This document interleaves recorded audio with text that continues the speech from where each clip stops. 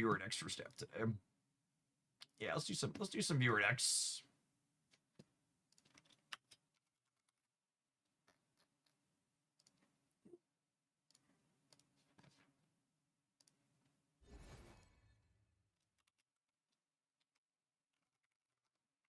All right, the music for this game is broken. Speaking of software being things.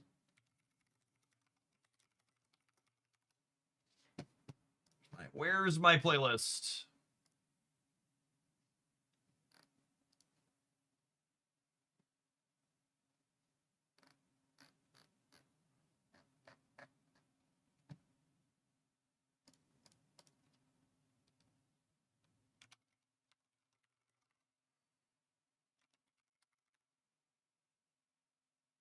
Ah!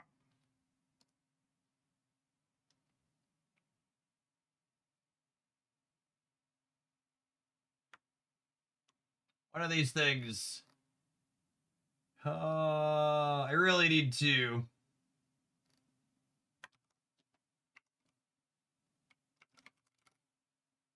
There it is. There it is.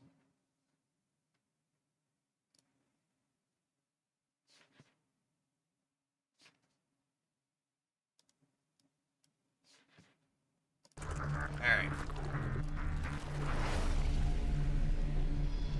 Let's grab.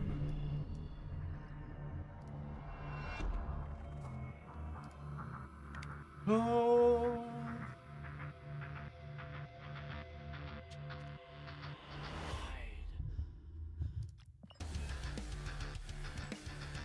This, need to grab the YouTube chat.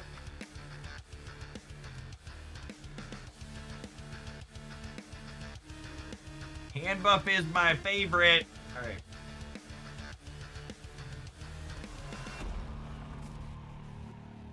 That's quite the collection of cards.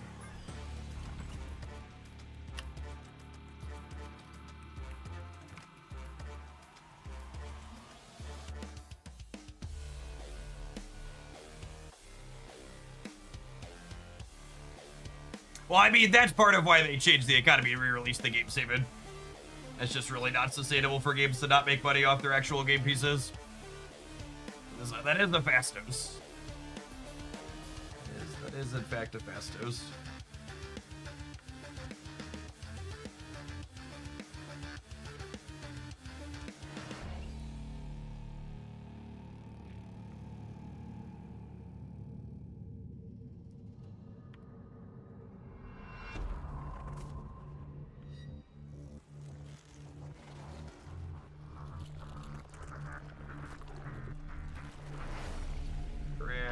The YouTube chat, then we'll dive on into some games with this one, huh? Howdy token.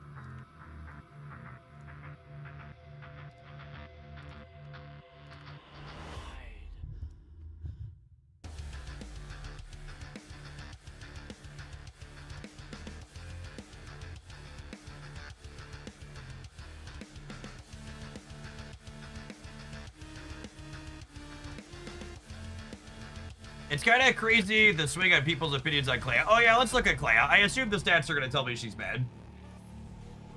I don't know. The only people I saw posting deck lists with Clea having any amount of power in them were people doing the content creator special and shoving her in decks that are already good.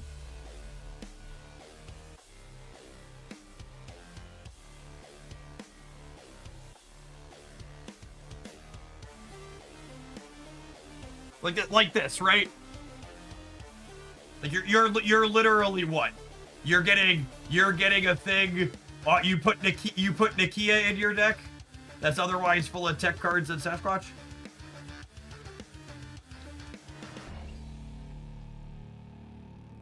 Same here, right? Like I would bet significant amounts of money that I would bet significant amounts of money this deck is better without Clea, and this deck is better without Clea and Nikia. I'm actually shocked. So this is one of the builds. Look, chat, we built a deck that actually tries to leverage Clea. Unfortunately, Bass doesn't trigger her. But this is one of the decks we built and played and that I showcased last night And it unironically has better stats than I was expecting. Not many people played it, but, you know, 50% I think is all you can ask for there. Miko, thank you for the 23 months. I appreciate that. Welcome back. I think I could stamp exceeds expectations on this one here.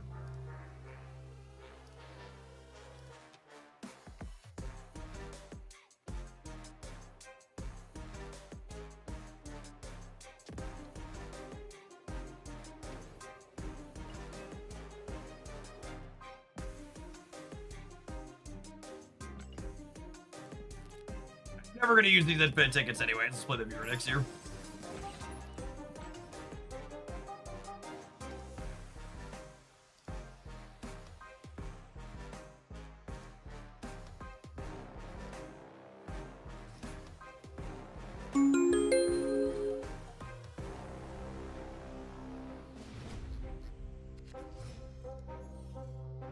Tim, thank you for the 21 months.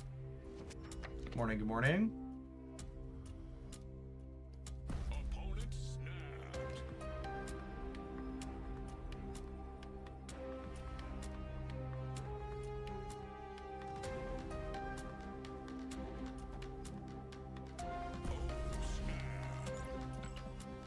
But this is good for us for a Venom deck, which is kind of fun, but I have Zabu on one. It could be like a Kitty Pride deck, and Shuri's Lab's really good for them, but I got infinite tickets to burn.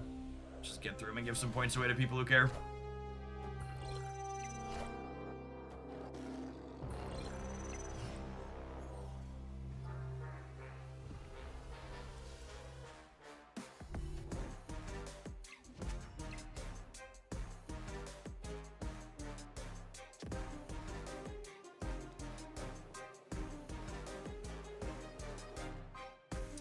I think I'm just playing these out so they can pick up. You get drill bonuses potentially.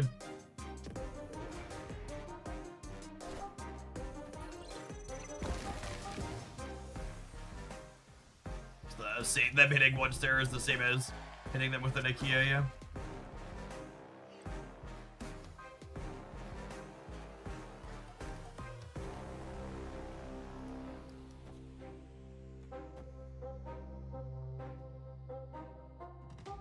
I want to get Surge going.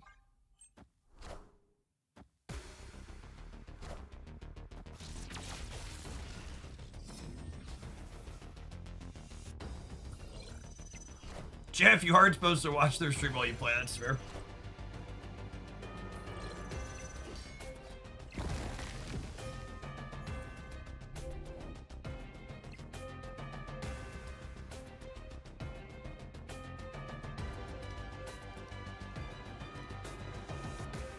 A little punishing of a draw for not Nikiing last turn, I suppose.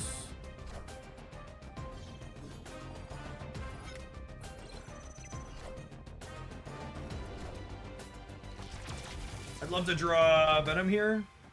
Fire Hair is not terrible too. Nah, it's gonna be medium.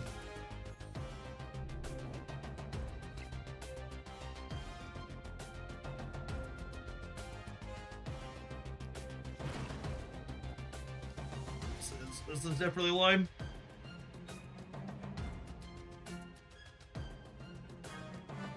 What's the velocity looking like in a deck like this? Asking the real questions. And then we'll actually be able to play anything we draw next turn, so it'll be discounted by Surge, and if it's Gwenpool, it'll be discounted by Zabu as well, it'll be too.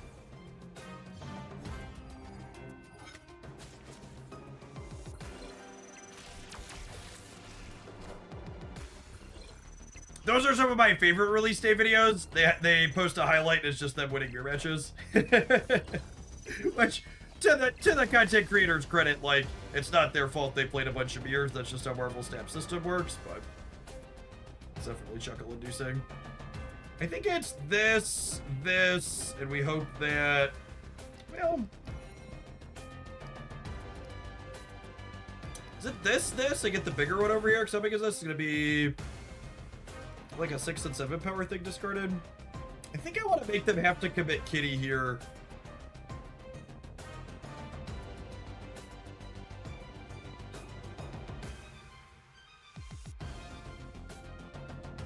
I think I want them to have to commit Kitty here to win the game.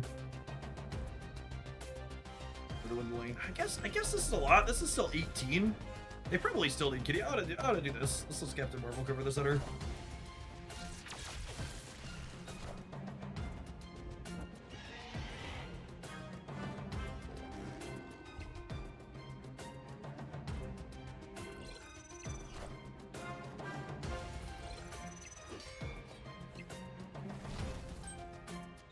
Oh my god, I'm gonna lose the Captain Marvel priority. That's so depressing. So their Captain Marvel jumps and mine does not. I actually think this is a spot where Captain Marvel's logic should really be updated. Yeah, if Scarlet Spider would have jumped center. So the way Captain Marvel works right now is end of game effects happen in the order the cards were put on the board. So my Captain Marvel checks before theirs, and mine looks at the board and goes, "You're winning the game, I don't need to move, I stay." And then their Captain Marvel goes, "I'm losing the game, I can move to win, I move, and then we win." And then mine doesn't check again. And the thing that's fucked up here is if my Captain Marvel goes center, there's no location that their Marvel can go to that lets them win the game. We win deterministically 100% of the time if they simply, if this is simply here. And I really think for spots like this, where when she goes here, theirs can't move anywhere, mine should really move. We also would have won this game if the Scarlet Spider had landed center. No, actually, it's the same, right? It wasn't a flip. If the Scarlet Spider lands center, my Captain Marvel sees that I'm winning and doesn't move, and then theirs jumps to the right move. So they're actually winning 100% of the time because of the Marvel timing. It doesn't matter. Sedge.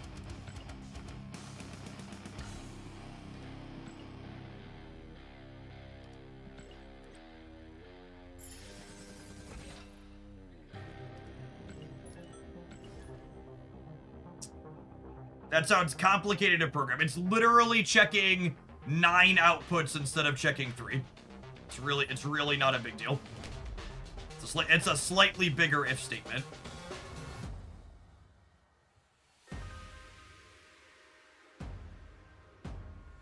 Your Captain Marvel should do math against all of their Captain Marvels, and if there's a spot you could go where you always win, you go there.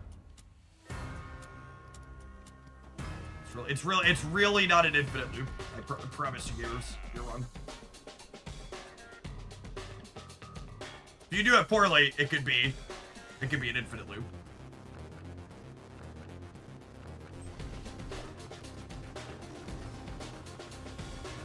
Zabu into Surge with a bunch of 4s in our deck. Ooh. Woo, doggy. That's the good stuff. That's the good stuff right there.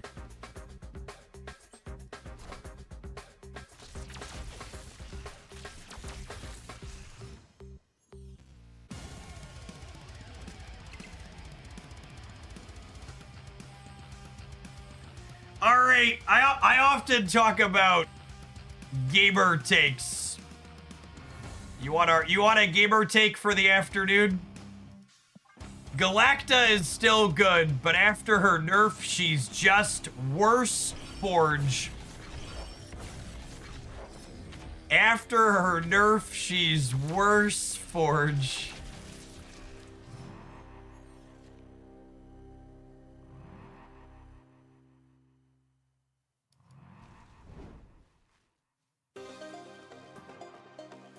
What a terrible day to have ears. Oh, man.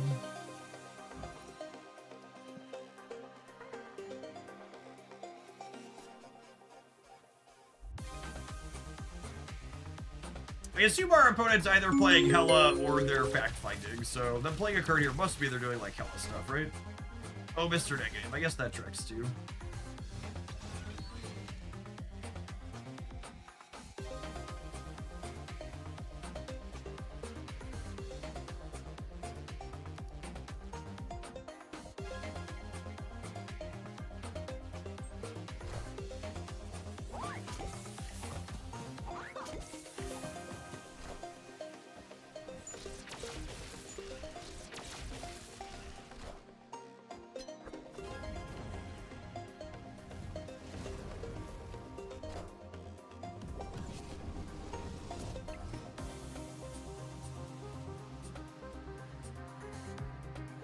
mean, we could technically lose this game, yeah.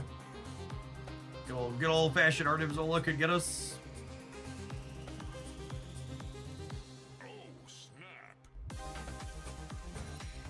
Mr. Sinister looking Xbox huge here. You're not playing Cass in the center implies they're playing Artemis-Ola.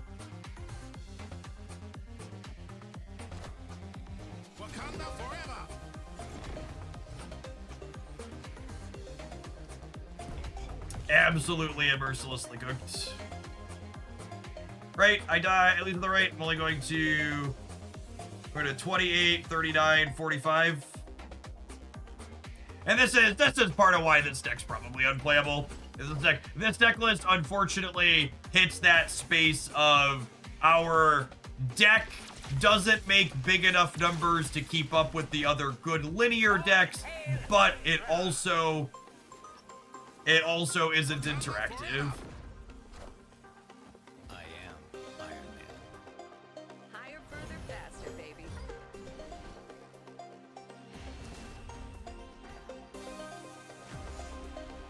I mean, the Republicans have a majority in Congress as well as the Senate, so no, there's no hope. You should have no hope.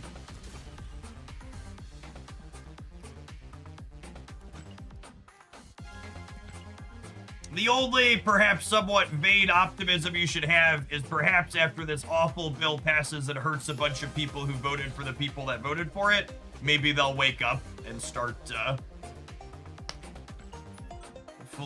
hopefully, this administration will encourage people to start voting for good things for themselves rather than voting to hurt people they don't like.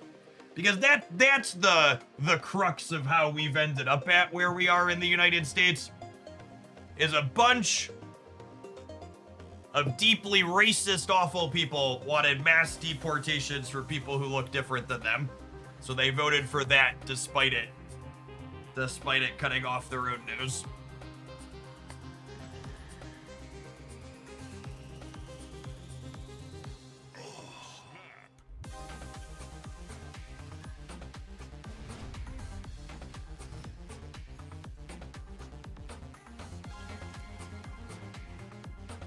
This just in.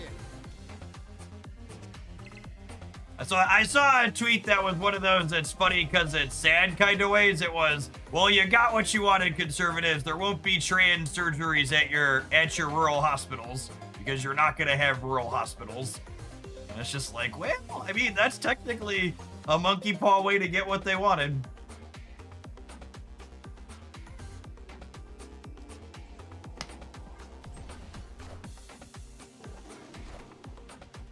They took my cat, chat. My kitty cat. Was supposed to meow for me. Am I punting Asgard Besieged so I can have a sweet misery path? I think I am. I think I am. Well, maybe I'm not. Oh, because misery would just blow the destroyer up anyways. Yeah, I'm gonna play for left. We'll put all these down. We'll fast dose. We'll misery the lot.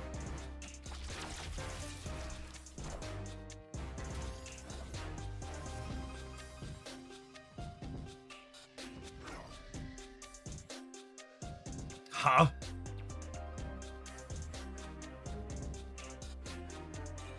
New plan.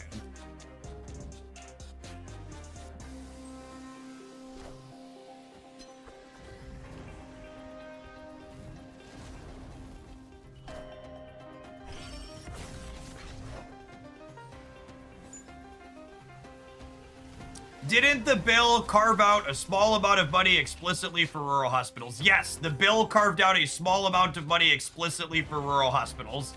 And guess what else it did? It cut more funding than they carved out for.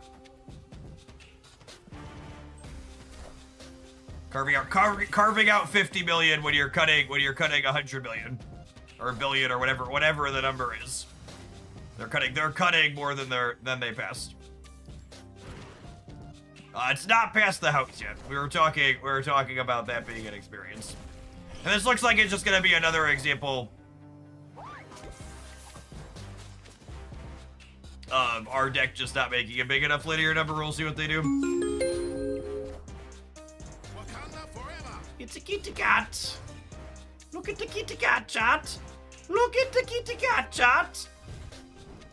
Meow, meow, meow. And we meow, meow, meow.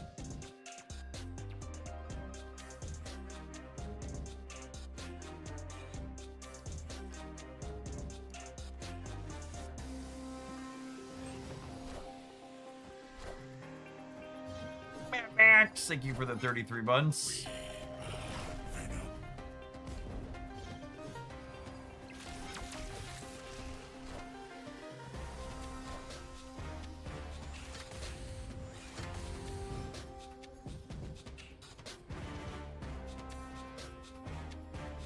Did I blow anything up that bites me in the posterior? It doesn't look like it. A lot of these are quite large, yes. I think this is enough to win this lane. Some of the things we bring back win the raid.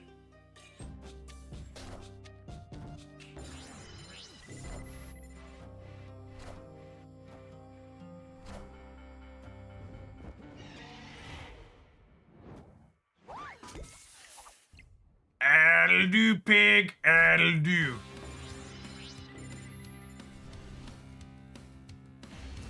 Thomas Massey says he has enough votes to block it in the House. All right. Giddy up.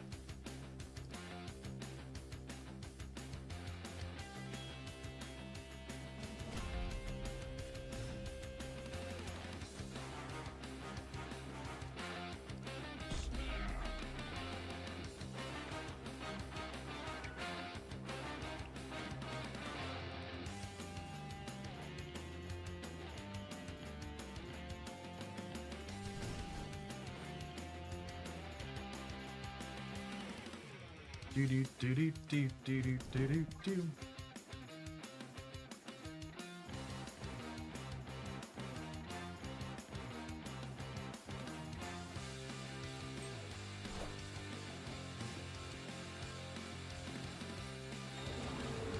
This is so rude. Never mind, it's fine. Everything is fine. Nobody panic. Am I Nakiaing or am I Fastosing? I think I'm Fastosing. My head says Nakia, my heart says Fastos.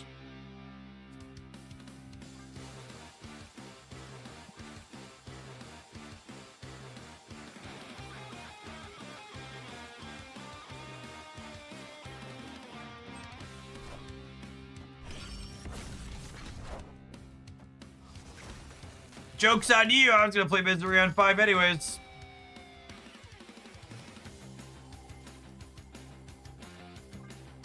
Ooh, this is gonna be a big Captain Marvel.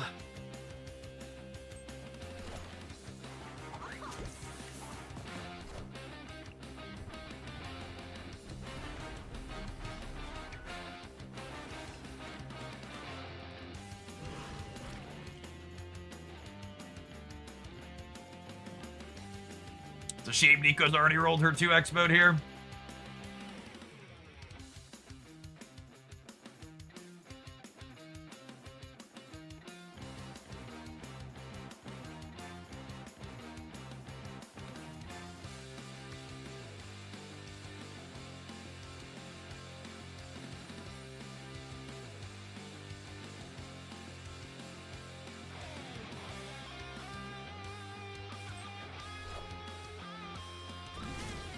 All right, chat, get ready to clip it. You want to hear the most shithead leftist thing you're ever gonna get a clip out of me saying on this stream? You want my depressing called shot? I've never wanted to be more wrong than what I'm about to say. My depressing called shot is the bill's gonna pass by a narrow enough margin that if the Democrats who hadn't died in office were still alive, they could have blocked it.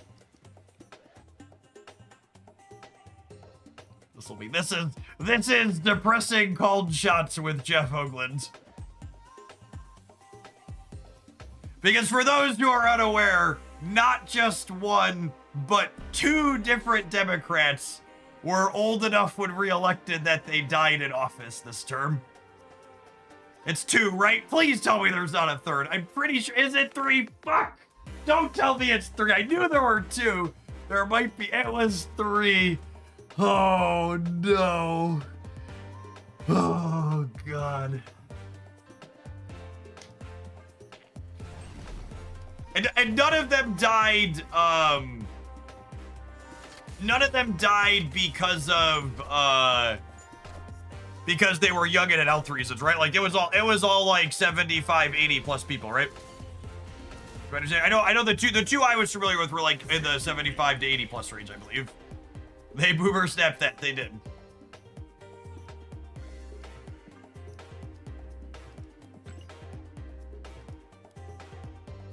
One of them had cancer and still got reelected. Yeah, it wasn't the assassination. The assassination was state representatives in Minnesota.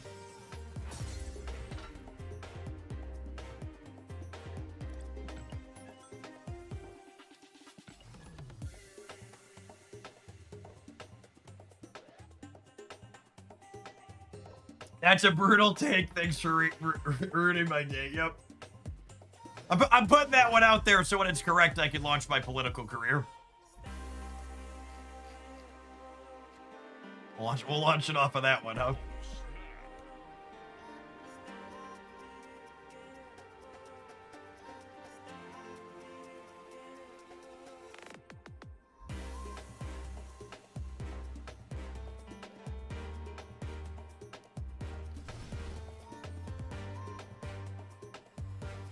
Ooh.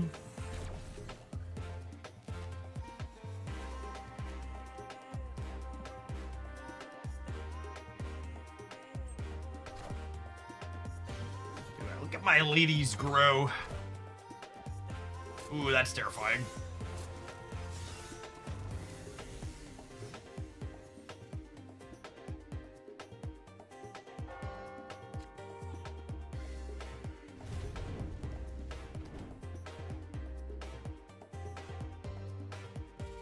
You can have Asgard. I don't need more cards.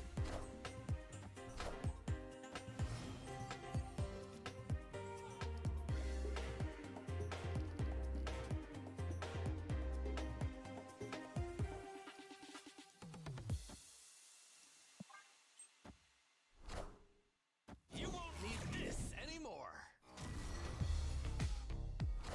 All right, so their hand is empty, but they're drawing 2 here.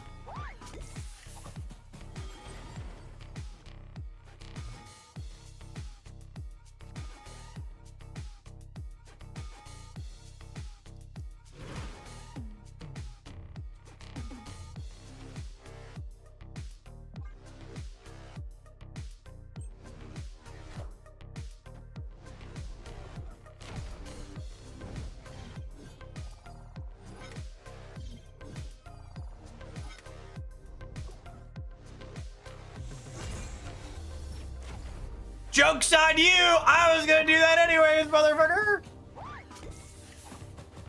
I guess I lose out 2 sets of triggers here, technically, huh?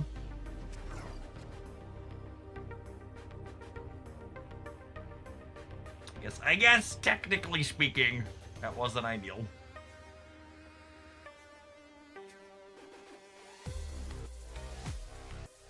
Where is Nico going and where is Surge going?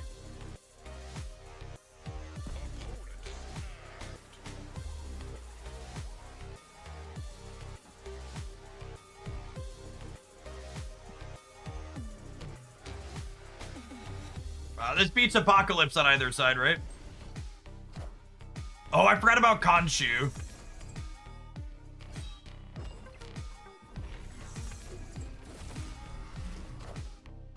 I'm beating that though, yeah? RNG.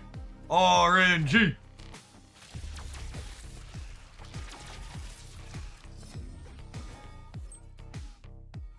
Good stuff. Good stuff. Nice boomer snap. 16 power Vastos is something to behold. It sure is.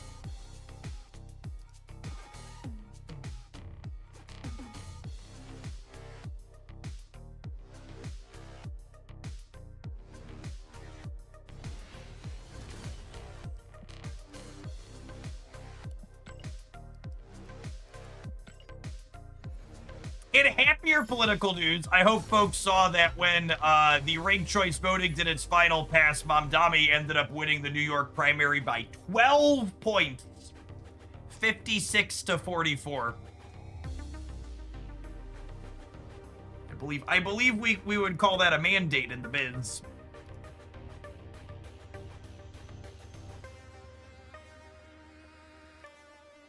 Won by like 6-digit votes.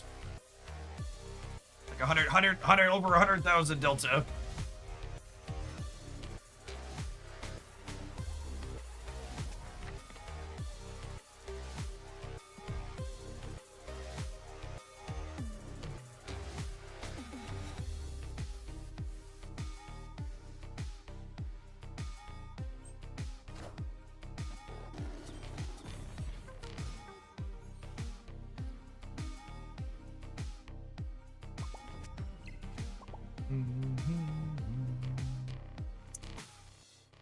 I think we're just playing for here, right?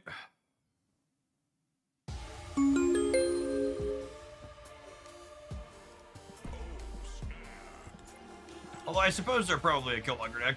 Jeff Skulls, thanks for the 29 months. Oh, you know, they could be a Negasonic Teenage Warhead build too with Bakari. They're either Surfer or no play on 2 probably means Surfer.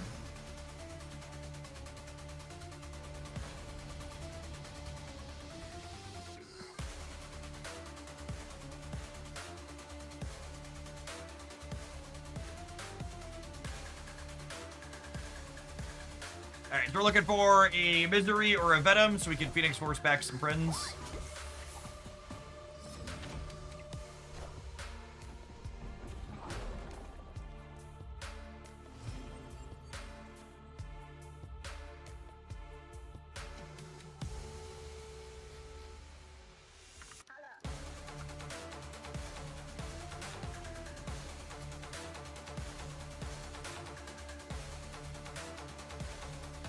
It is, and this is the thing that I really will never understand about people, is it's actually incredibly, like, and I say this as someone who is just vocally critical of the Democrats, right?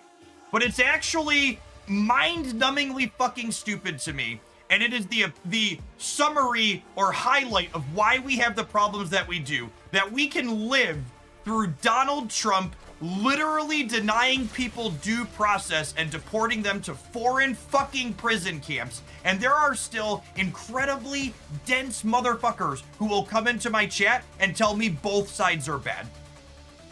Like, I truly don't understand if sending people to literal foreign prison camps while denying them due process doesn't make you understand that there are huge magnitudes different between the Democrats kinda suck and I wish they were better, and what's going on is just like actually not remotely comparable to anything. Like, like, it's just insanity to me that we are at that point. Like, both sides bad was like a trash, ignorant of reality argument in 2020, and it was trash in 2016, and it was trash in 2024 for this most recent election, right? I truly just don't understand how you can live through the last 5 months and be like, but they're all bad, Jeff.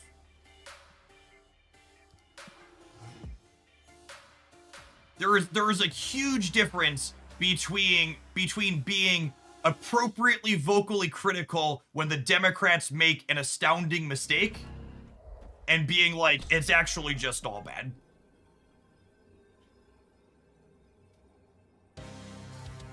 Republicans are just worse forged now. I understood that reference.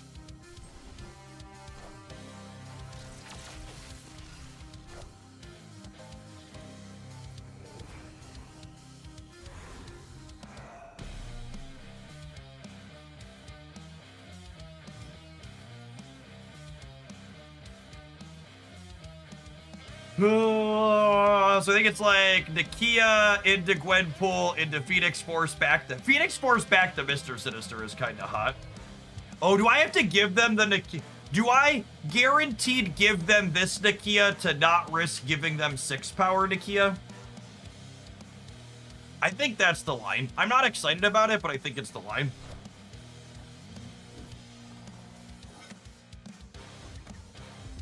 You Nakia into Death's Domain. No, I want to guaranteed Phoenix Force the Mr. Sinister. Is the reason why I'm not playing her into Death's Domain.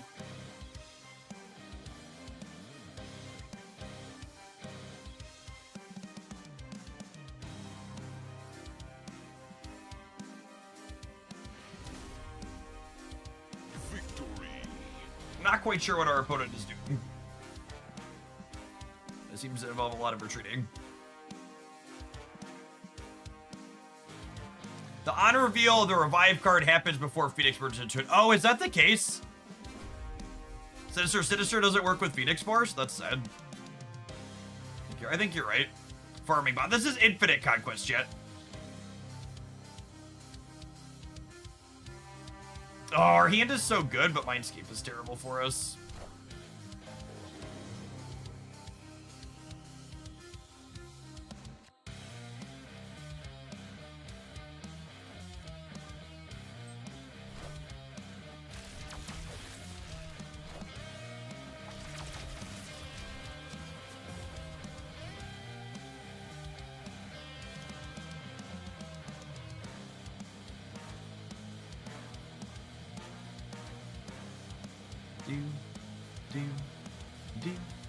I'd love to do a snap here, but this just means we're in trouble.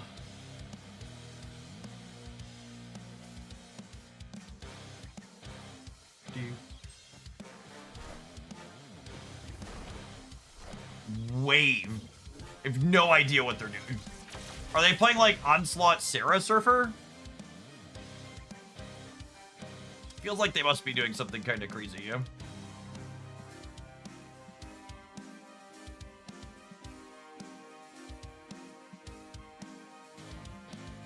Alright, then we want Gwenpool triggers to hit Sinister and Captain Marvel here, ideally.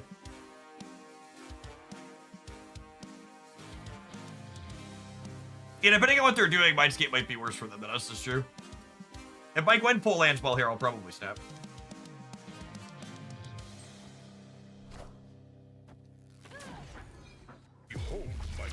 Yeah, they must be the Onslaught Sarah deck, huh?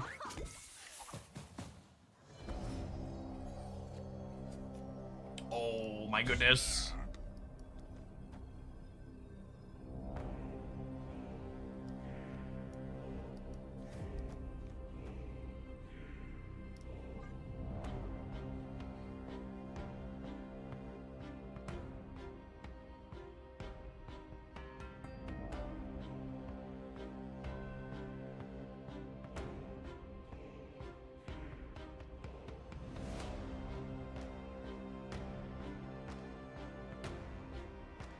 Do we plus Mr. Sinister for the extra 2 points? So the way Mr. Sinister and Nico's plus are templated, it also doesn't work.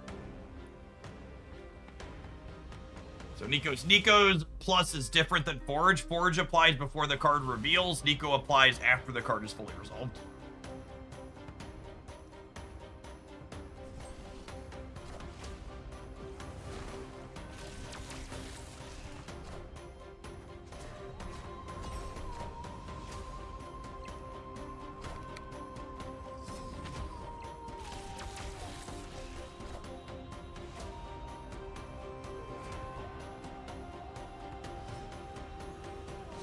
And I'm handing them a 3/6.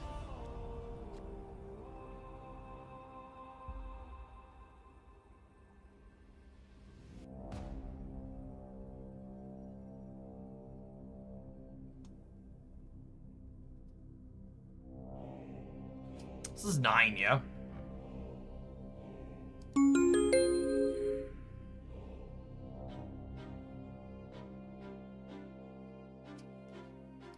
Do I do this and then just assume Captain Marvel? Actually, do I do this and then assume Captain Marvel covers here or here? I think that's the play.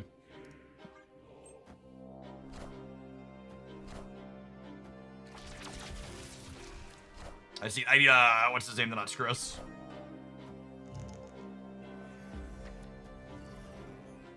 Cool.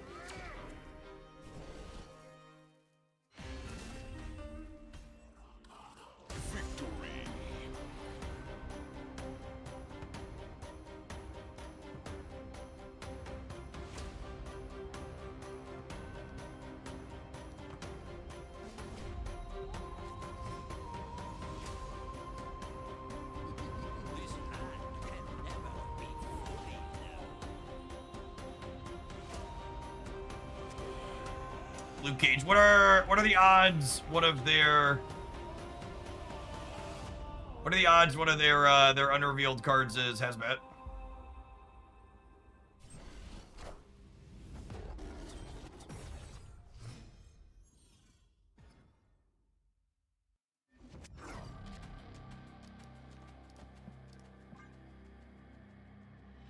Cage could just be tech, that's true.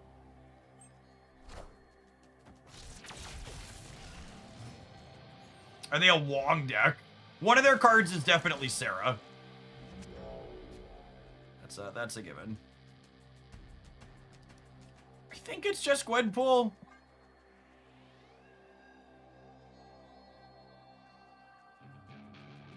Sarah and then Wong or Absorbing Man is probably realistic.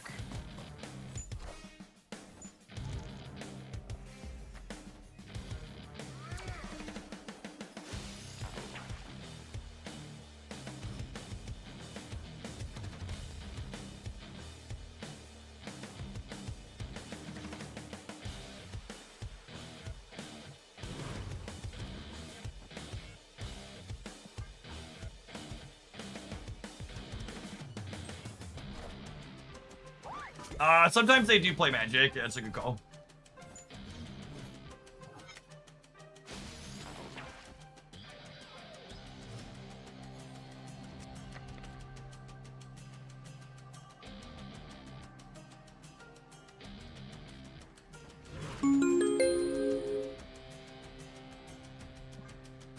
What's going on, Mike? Thanks for the 2/3 of a year. Welcome back.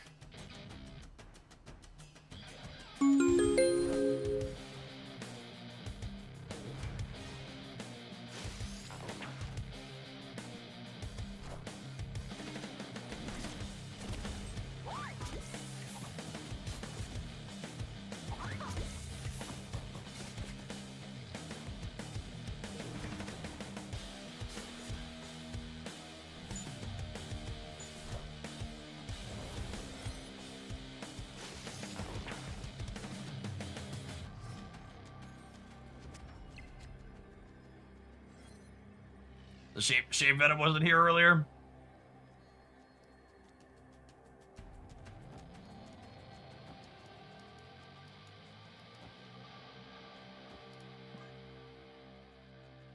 We should be cooked here.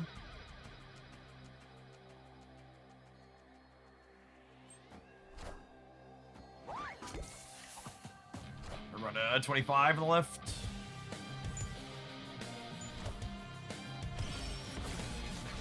Does Jug get us? Do I play for all three? So Jug kicks us out of one. Alright, they won both their 50-50s. Can they win the center? Nope, still not enough.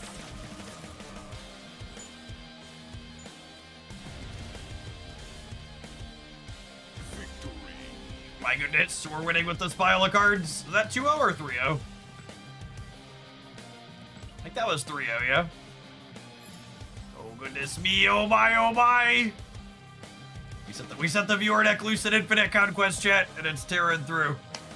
Alright, have some adverts. We're gonna continue with this run when we get back. Thanks everybody for hanging out. Don't go anywhere.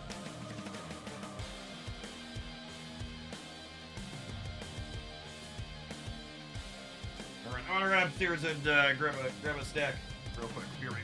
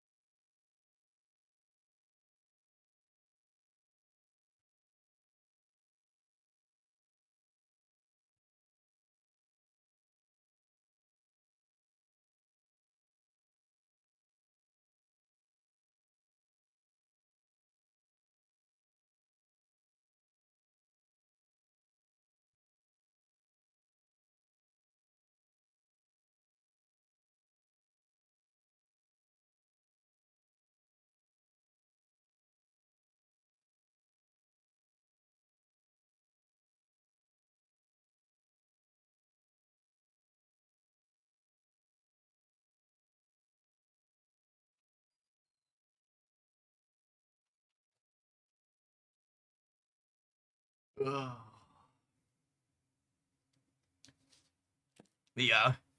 boys have a friend over, and they're playing with some cheapo little drone thing. Oh, the music stopped. You're supposed to be looping, playlist. And they accidentally landed it in the neighbor's yard and were unable to get it to reconnect.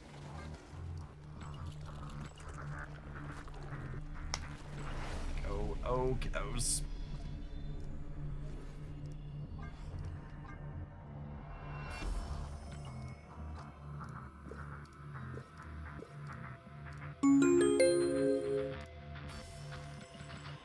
We're 3-0 in Infinite Conquest, which I think means I can stamp it Seed's expectations on a Not My Dance deck.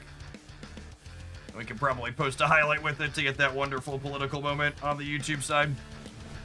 K Dilla, thank you for the 21 months. I appreciate that. Welcome back.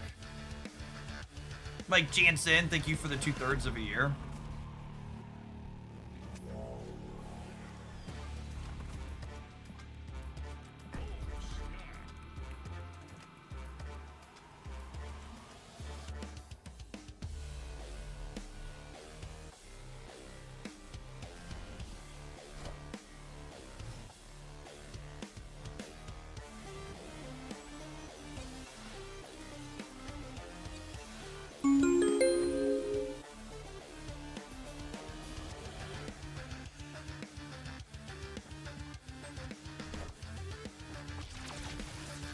Sardaukar, thank you for the 2/3 of a year. Welcome back.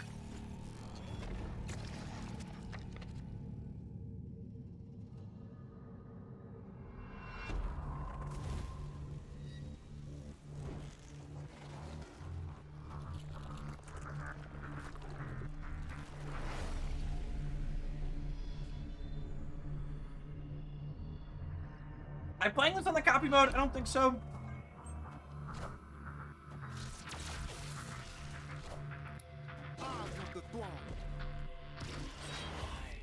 Free Null's pretty good.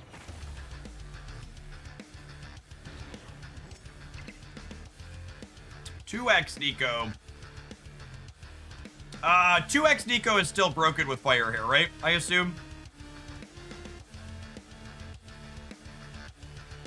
Is that a safe assumption?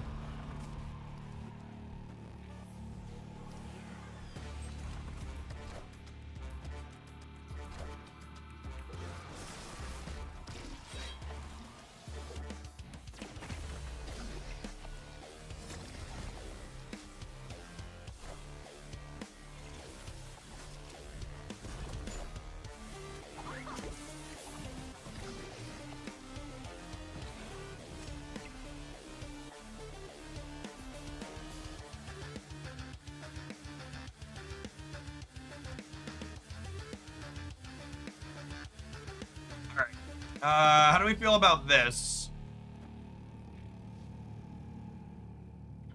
I think I'm into it.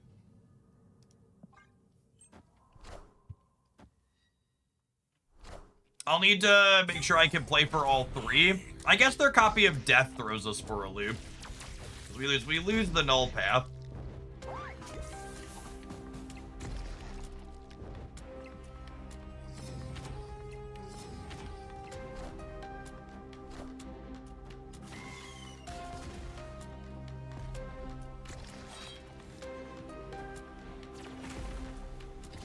And Death is obviously very free.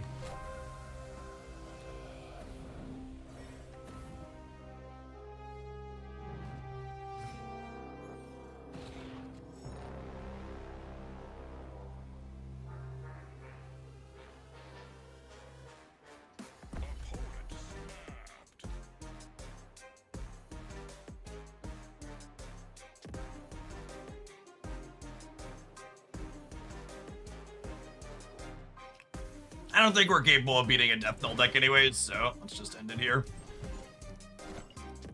Power must be controlled.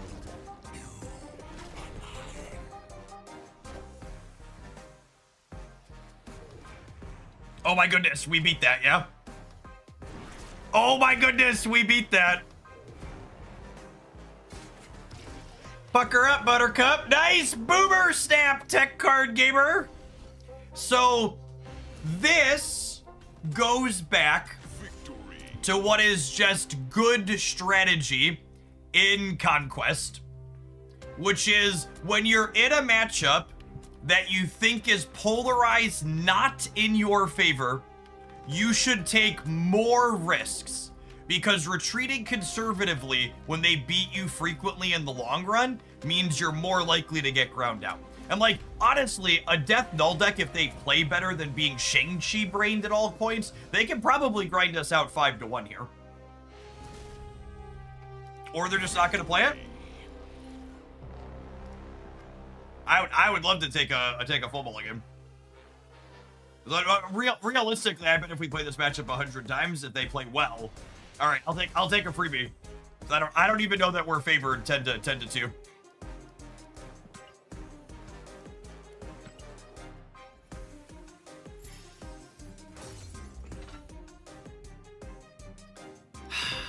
Now we're here. Now we're here, and I have to think about this.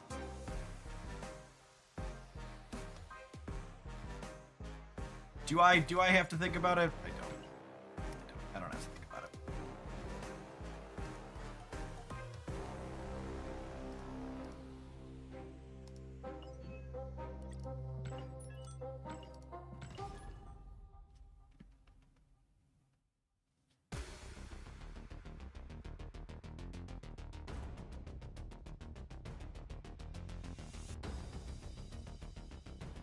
I'm taking Victoria, and I can't cancel queue. Everybody, I'm sorry, not my dance. I'd already queued before I saw you offered to pay for a terrible one.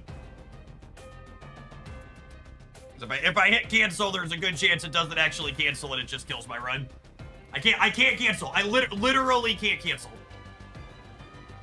Because it doesn't tell you if it actually cancels versus pairing you. It doesn't let you know because it's awful software and it's been that way for 2 years. Literally can't cancel. And that's despite the fact that like this queue might take a couple of minutes because it only pairs you into other people who are also 4-0.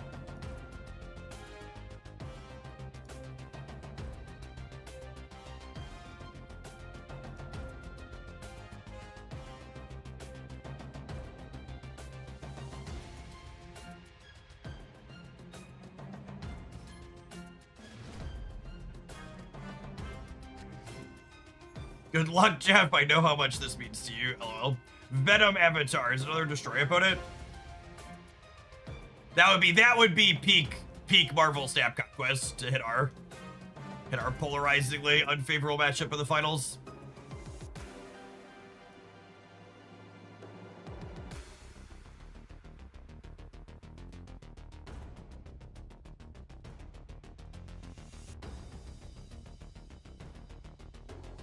They don't have Dormammu. They only have 4 cards in their opener, so hopefully they're not destroyed.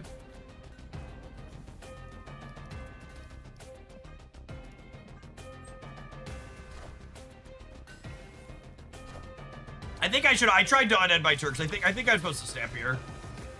My hand's pretty good.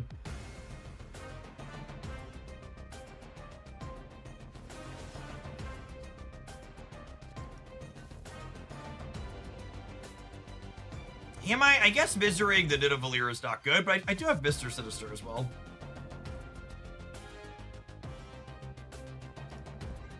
It's close. Merlin Starbrand.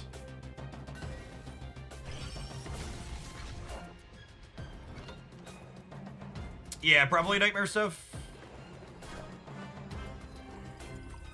I mean, that could have been worse.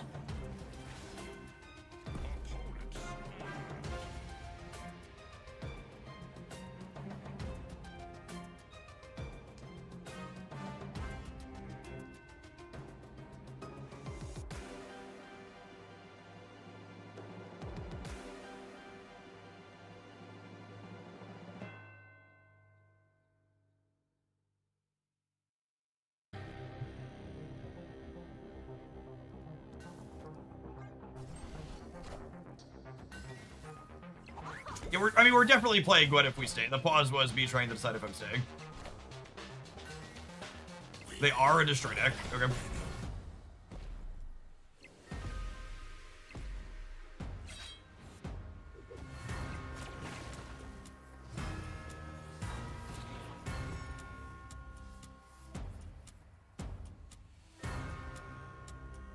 All right, so I probably can't contest the center, so I think I just do this.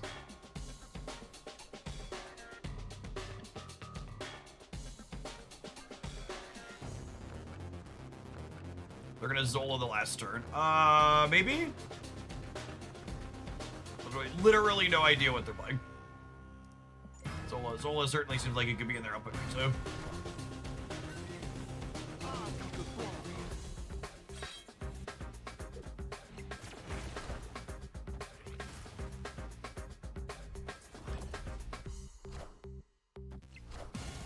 Yes, Killmonger suggests no Zola.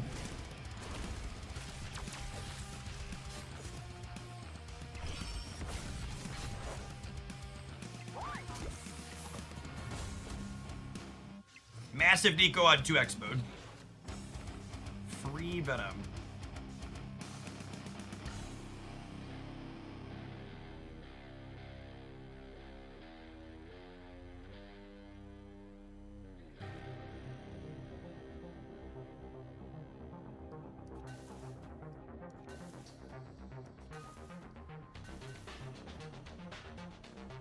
Mr. Sinister is 24, which is 42. Venom is 51. Gotta go, do I?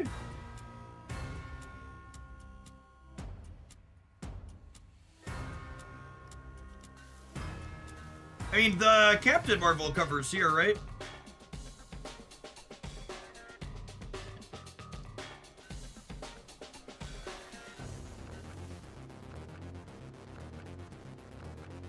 I guess this isn't beating the Bucky, though. But Captain Marvel could cover there. Does Captain Marvel beat the Bucky? Captain Marvel... the Bucky is 5, she's 7. Yeah, this beats Carnage plus what's his name? Yeah, I don't know. Yeah, I think they think we're not competing in the center. So Venom is winning the center, and then we hope Captain Marvel covers the left or the right here. So my read is correct. It's possible I'm supposed to Zabu the left, but my read that they're not playing for the center is accurate.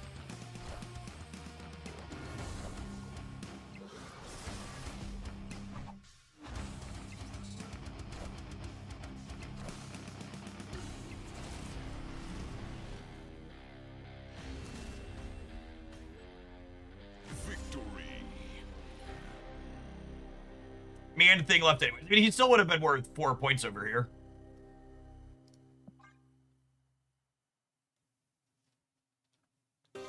By 1. Yeah, we counted the center. We knew we were winning the center by 1 if they didn't play there.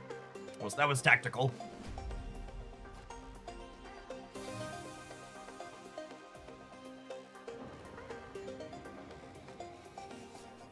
Well, that's a somewhat terrifying location.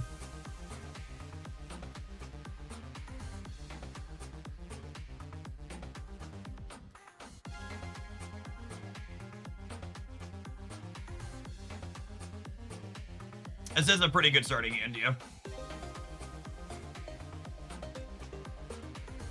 Solid curve for us here.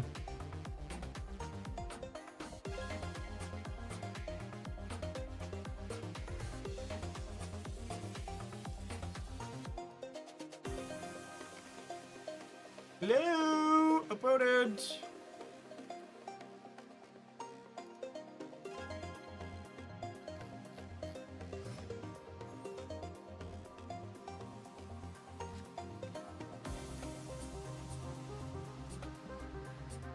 Well, this is an interesting question. Would I rather Clea twice or would I rather Fastos twice? It depends on what we draw.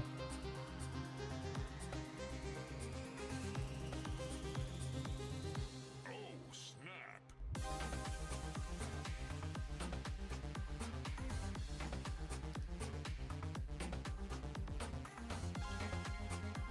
There's no way they DC'd after losing that last one by 1 in the center, right?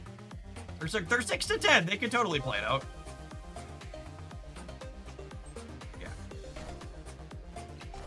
They're just briefing us a little bit while they do it.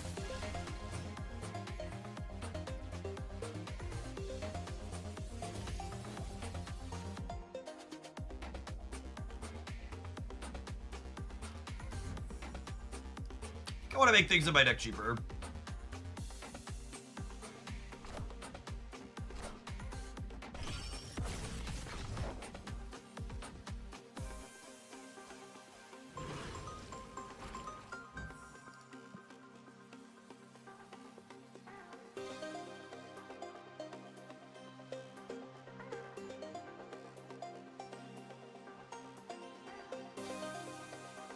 Do I want a 14 power Venom back to my hand?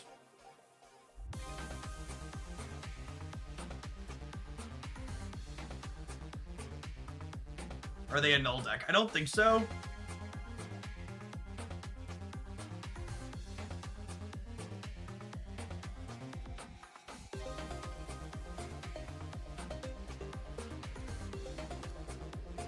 It's close. Venoming helps their death. Everything we do helps their death. Their death is a free roll. Enough said, Bubba.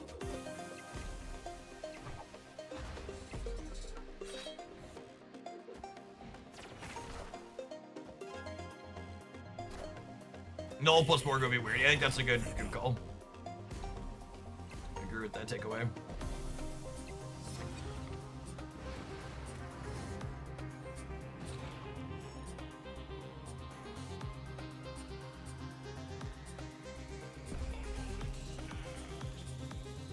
Oh, snap.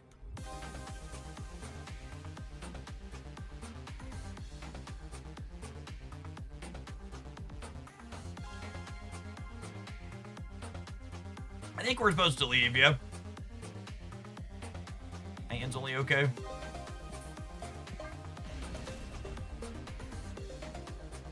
Yeah, if we're staying, it's a stay for 4. I don't think we're winning. Venom in the center would have been 20, but they're still at 24, so it's on to the next. Is that a Shang Snap? Yeah, maybe.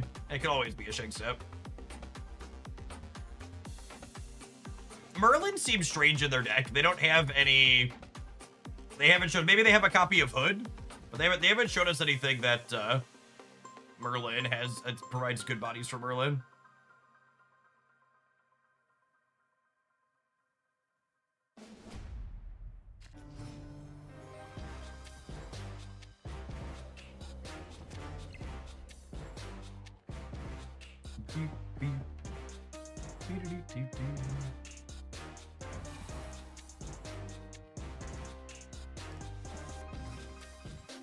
They don't have good bodies for Morgan either. They don't. Yeah, that's a good show.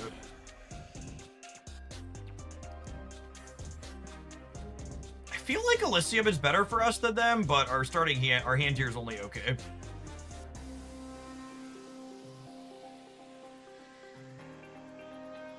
Our deck definitely has felt like it struggled to be able to play all its cards out.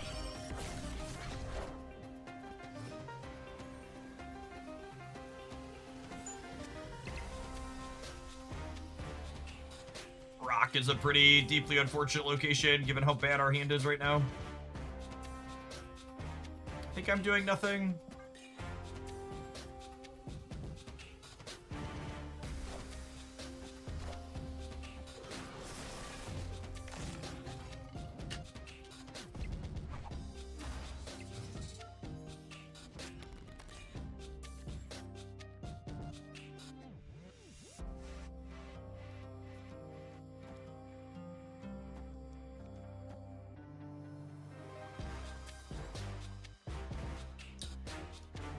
Would I rather read a Clea with fire hair? Yeah, probably, right?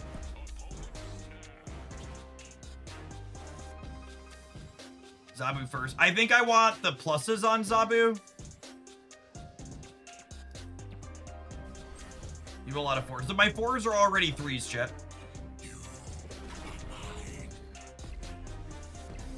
I'd rather have Zabu be a 6.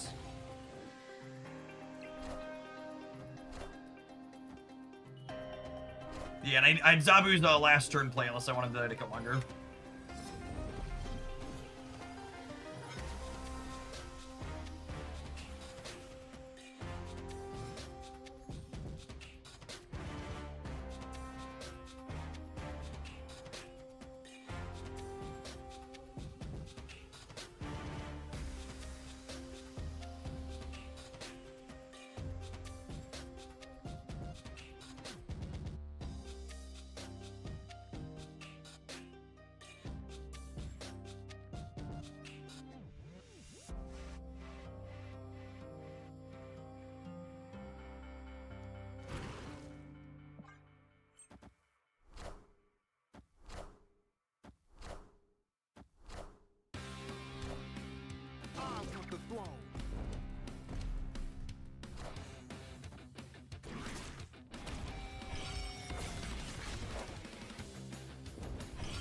And then the misery dies when I draw 2 cards. Should have played a rock out.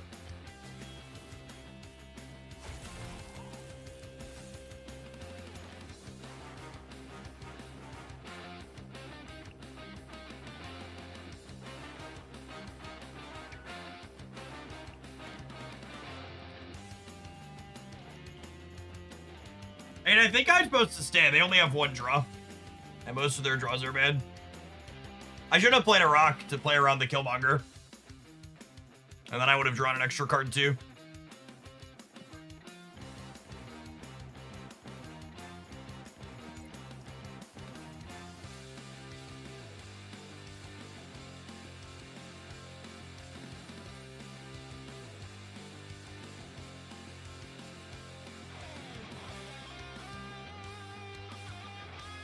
I lose to Starbrand, I believe is their top deck that beats us.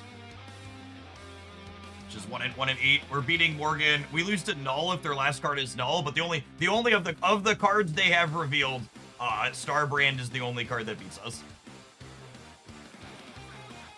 Why did Nico go off there again? Because of Fire Hair. Because they Killmongered her with Fire Hair.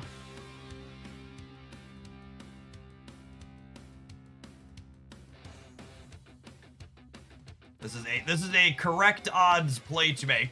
They are 1 and 4 to beat us at absolute best. Likely 1 and 8.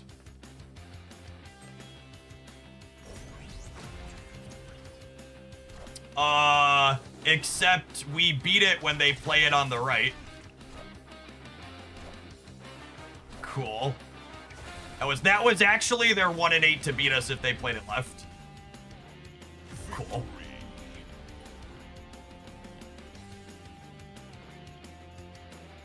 Nice.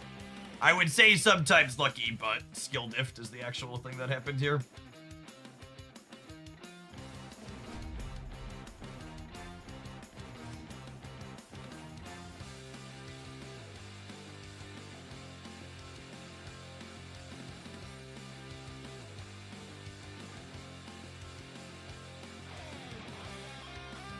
How much are we paying the opponent? I mean, they're roping me, so absolutely nothing. If I was paying them to throw, this game would be over by now. And 1A37, by the way. I see your deck submission there from a little bit ago. It'll be up after we finish this match. Victory.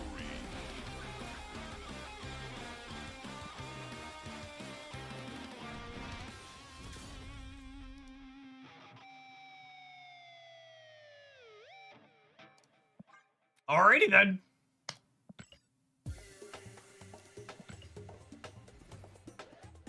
Too easy. Relatively quick one.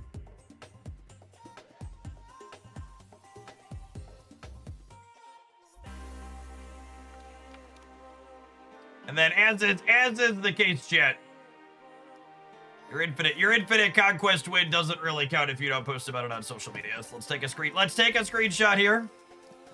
Set that one as a favorite for the pool.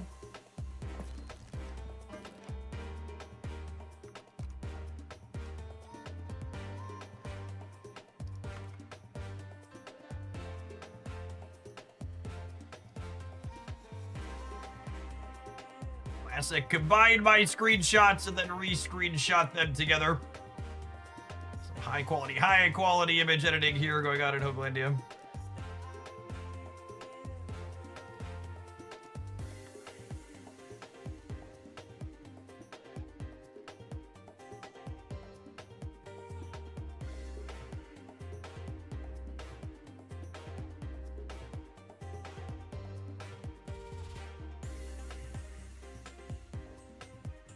New Infinite Conquest win with a viewer deck this time around. Amusing mashup of cards for sure. I don't want Twitch, I want the Nazi site.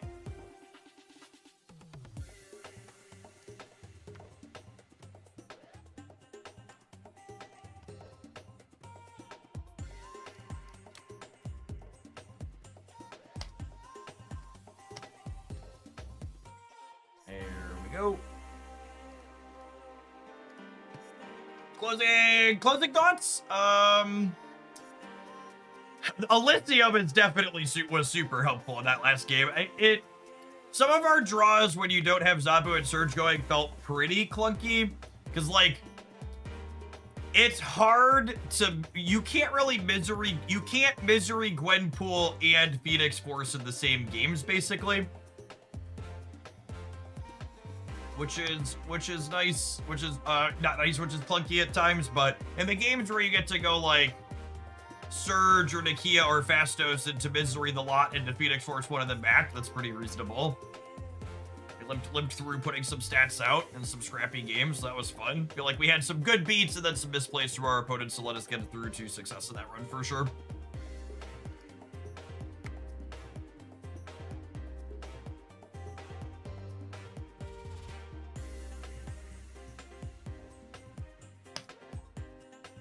And that's lovely. Us dunking on the both sides from earlier will make it to the YouTube cut.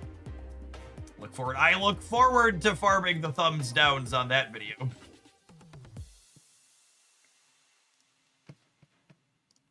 This is a pile of cards.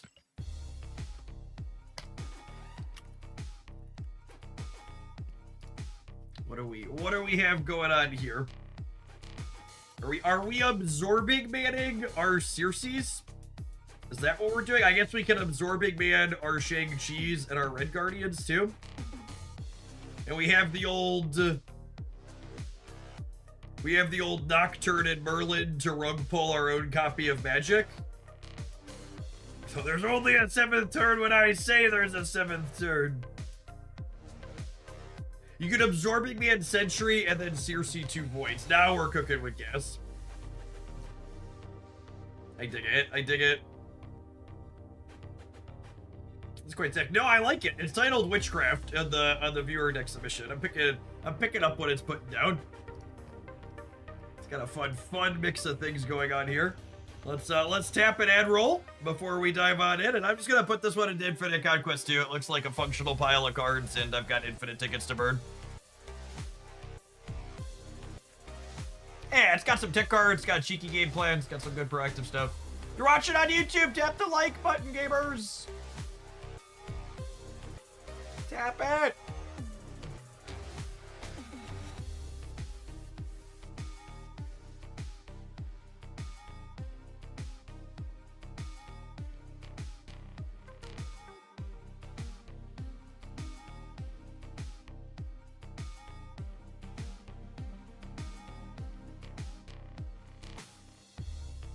Oh, there was a rollover. Yep.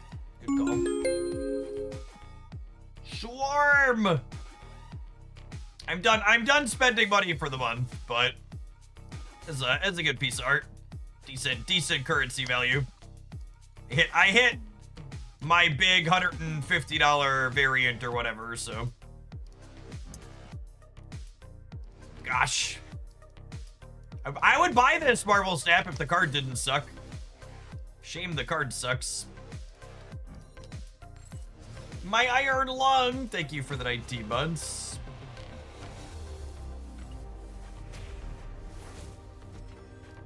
Today's the second, done for the third. So, when I say for the month, I mean for the current Snap season.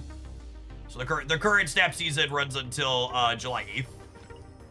So people who aren't familiar, not super invested in Snap, something to be aware of is there's an online web shop where you get 200 free credits a day, so make sure to log in and claim those. But if you buy your stuff through the web shop, there's extra bonus stuff up here. There's technically bonuses through spending up to $400, but this was $150 worth of stuff. Got me the anti-venom. I don't do these every month, but sometimes there's a piece of art I really like, I'll stock up. But my current amount of currency I'm sitting on is like more than I'll need for a little while, so realistically I'm probably just season pass buying through the remainder of the year. Unless something really strikes my fancy.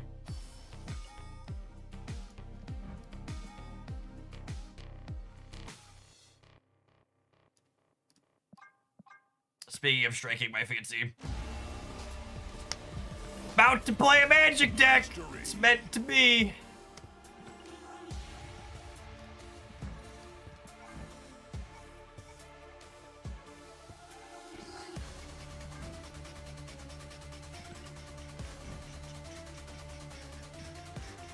That's a little more boba than I usually like in my artwork, but I like the fantasy set of variants, so we'll pick it up, I guess.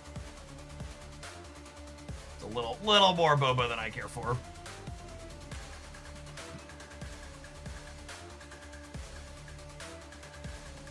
The dragon in the background's a nice touch.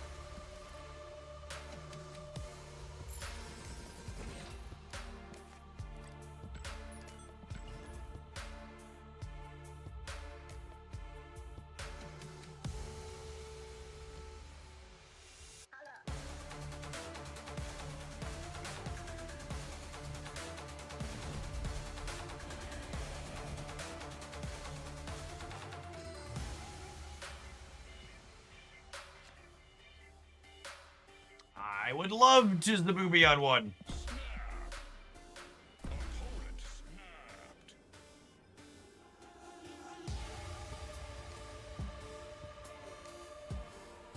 What dragon? There's a dragon right there, Jen. Don't be distracted. There's a dragon in the background.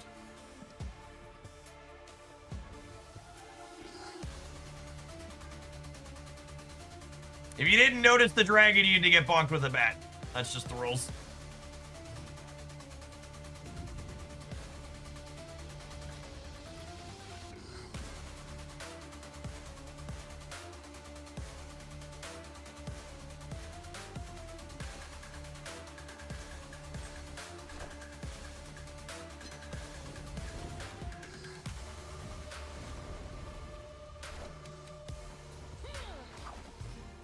Zoo? Well, Sauron potentially just messed them up.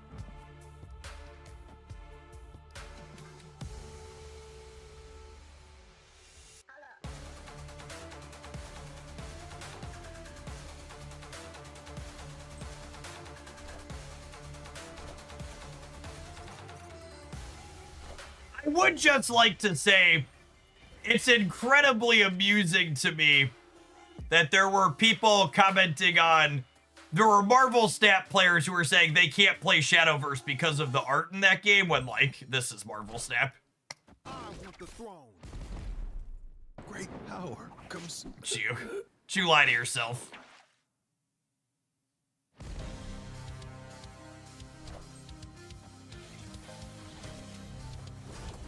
Oh, they're the death, what's it called? Okay.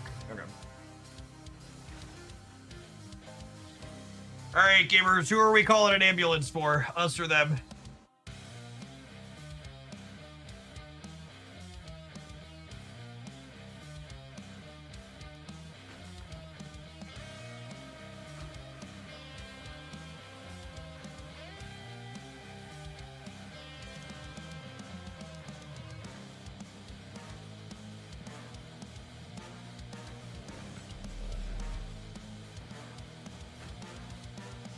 I don't think we win a 7-turn game, so I'm gonna try and win a 6-turn game. We'll be at 10, 2, and then whatever Circe demands on the left.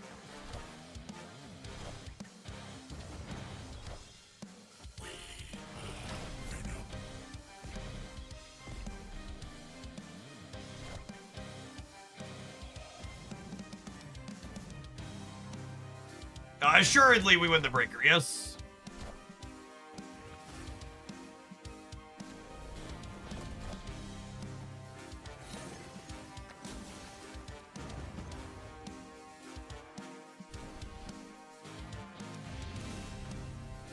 See, chat, don't doubt Circe. She was just creating content. She knew we had it the entire time. Esports mommy would never let me down. You all just clinched. And it was good television because of her. Circe lives for the content.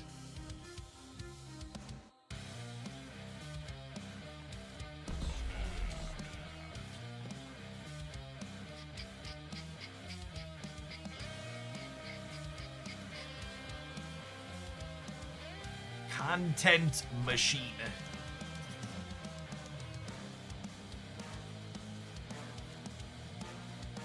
They are definitely filling the center before us.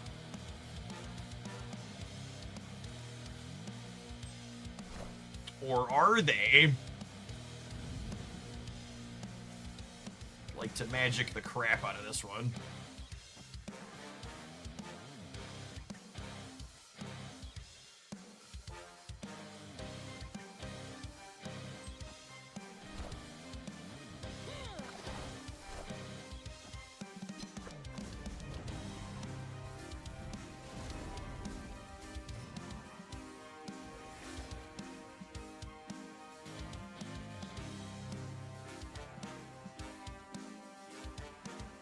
Upgrade magic into something else here.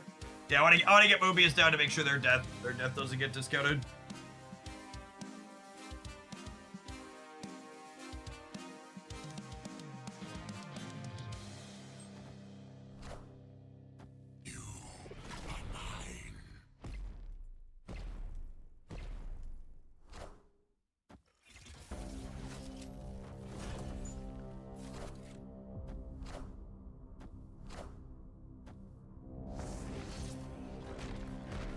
Found a rock. Clear for takeoff.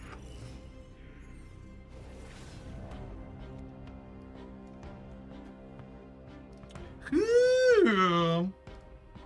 Piece of candy. And then this is probably a 7-turn game, right? Well, like Shadow King plus once in future next turn. Great power comes.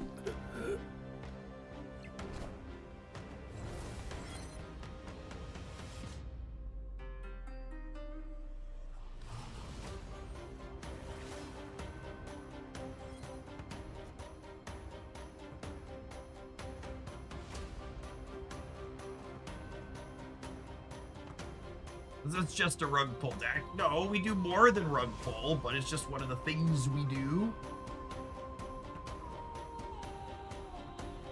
It's just a rug pulling is a tool in our toolbox.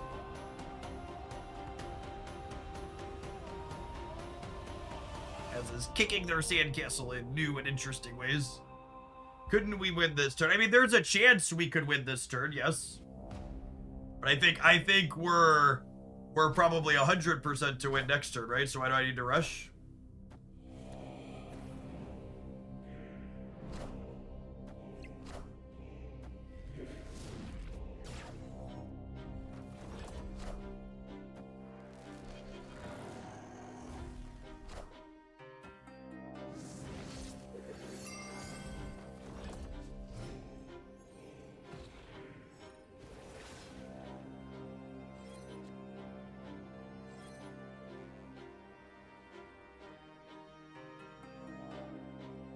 Well, our turn's about to look a little shang-brained.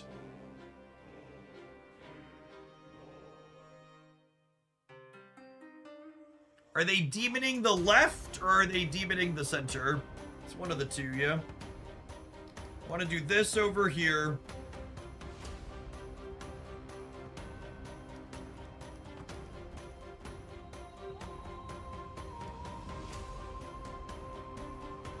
I'm adding 3 on the left, I'm adding 4 in the center. And we're adding 8 effectively on the right.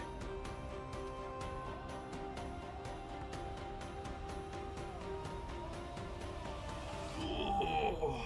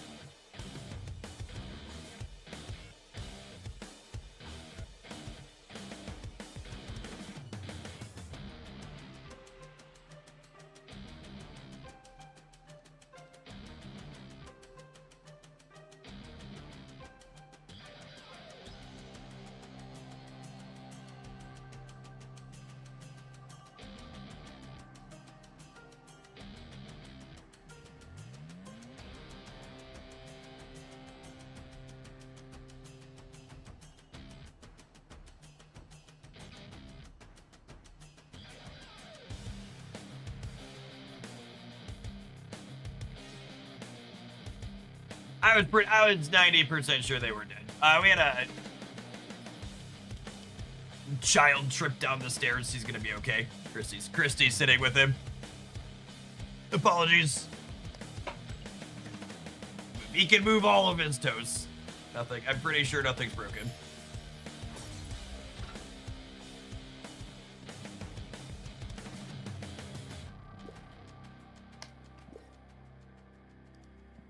Yeah, it's probably it. I'm sure it hurts.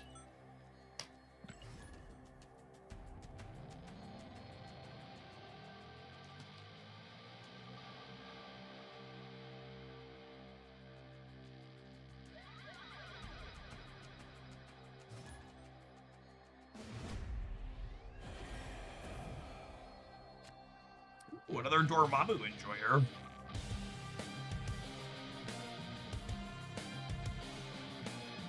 GG Lewis. Dormammu Thanos, it looks like.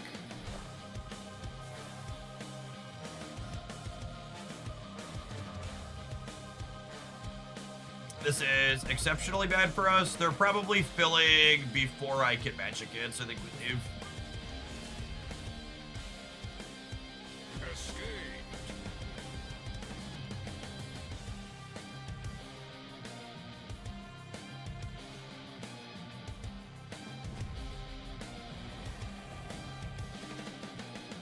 How do you know it's Dormammu? There's the animation at the start. You can also check the number of cards in their hand. Dormammu's players start with that extra card.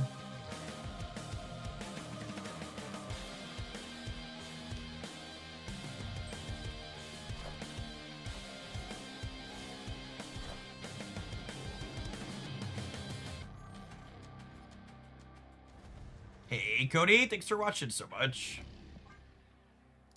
Oh, snap. This location is certainly better for us with the Merlin than it is for the Thanos deck that's going to clog its own board to begin with. This also means that I have Sarah on turn 4.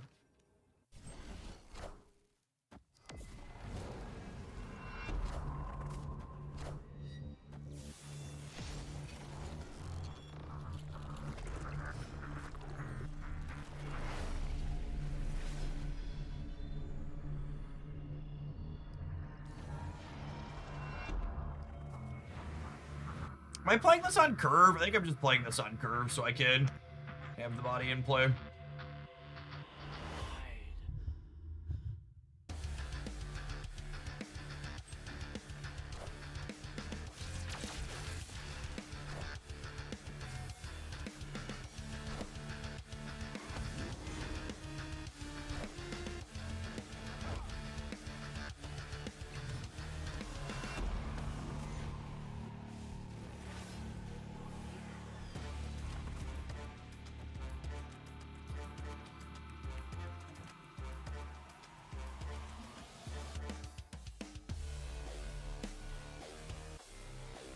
I think I like this. Then we hold once in future for next turn.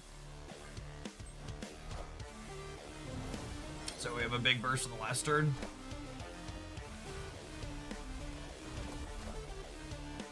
Damn it, Merlin.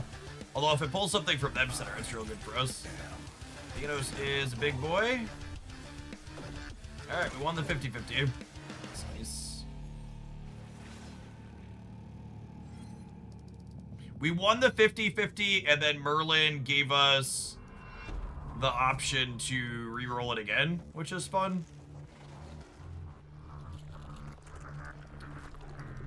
Is it ever? No, he can't copy spells, right? Because they go away. Do I just play this here for stats?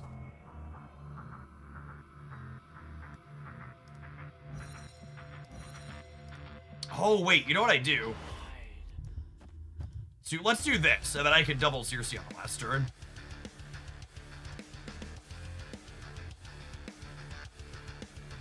Shadow King is -6 for them, -2 for us.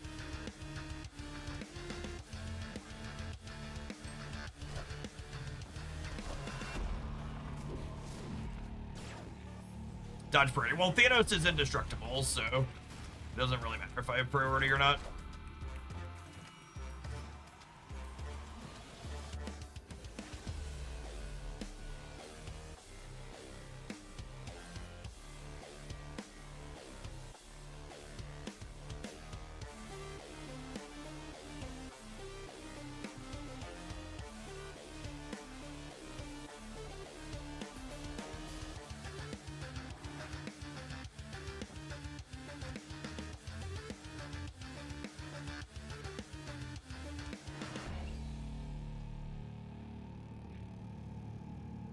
This wins every time, assuredly, yes.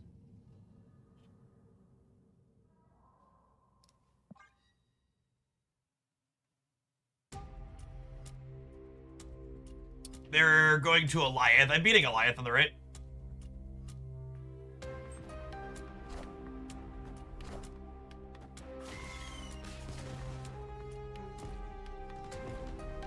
Enough said, Bob. I just need, like, average variance here.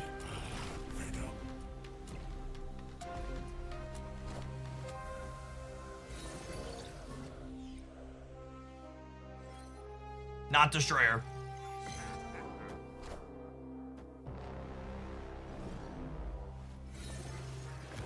Oh my gosh. If I'd have had one more space here, she would have copied Deathlock. Victory. But if I'd have had one more space here, she would have copied Deathlock. Palms are sweaty. Knees weak, arms are heavy. There's vomit on the sweater already. But you keep on forgetting.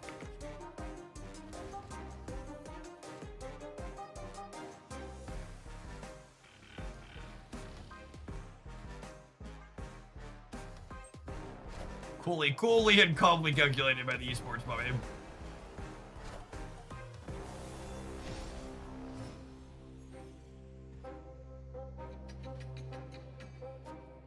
Reality Stone having 2 points of power feels so weird.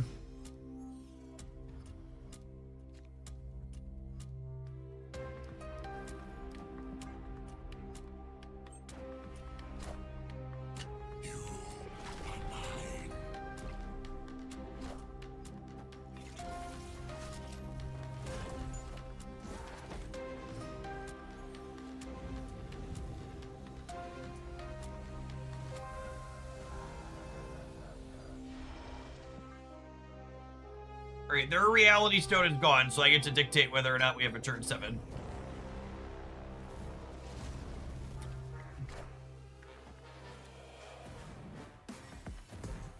We did get the infinite one with the misery deck.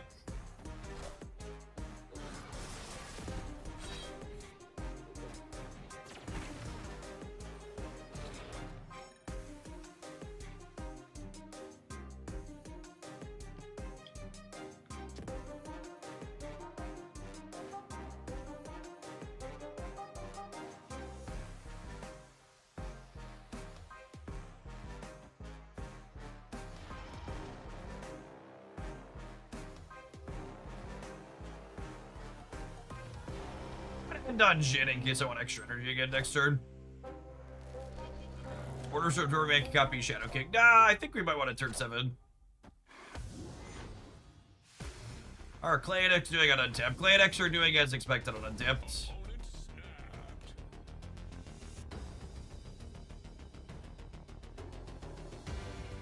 I think we have to go, unfortunately.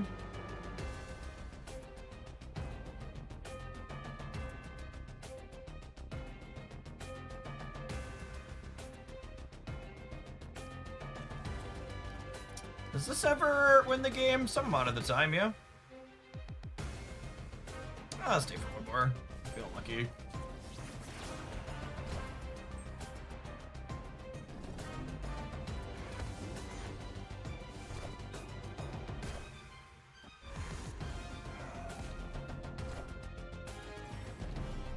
I mean, I do still need to draw Circe or generate a way to get rid of the void here, but if we do either of those things, we win the game.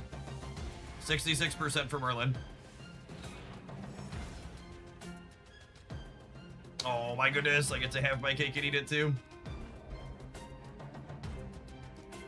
We can't snap here, because if we snap, they leave.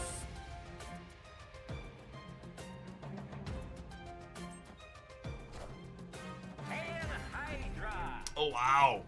That's another reason not to snap, I suppose. Alright, Circe. Or Polymorph, do your thing. Rats. Close. You know, realistically, that's probably the only card that beats us there, so I should play around it.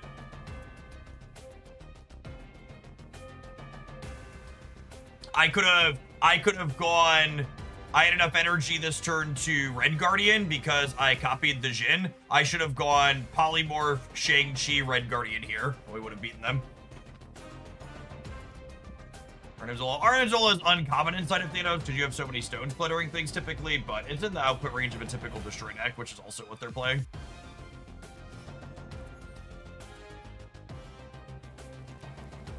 Breaking news.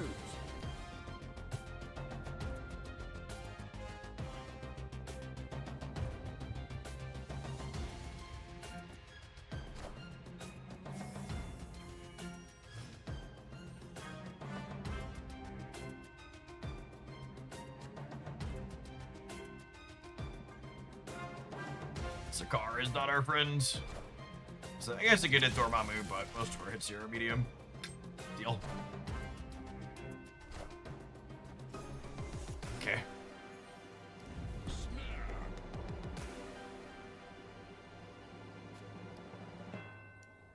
Skilled if, truly. Go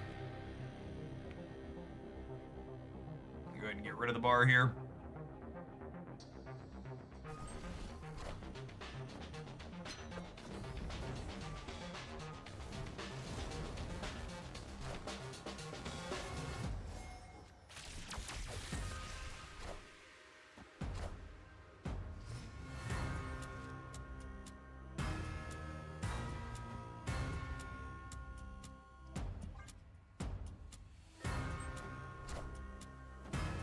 Oh, we can technically Zero C Dormammu into a +1, yeah.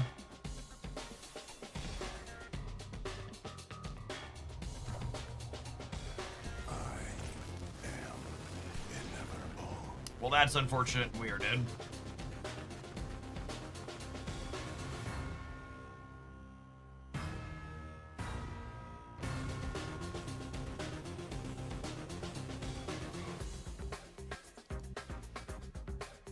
They haven't stepped us back yet, but even if we were in a Nihilist deck, it doesn't win the right. I'm just gonna go ahead and go to the next one since our opponent's taking forever. Escaped.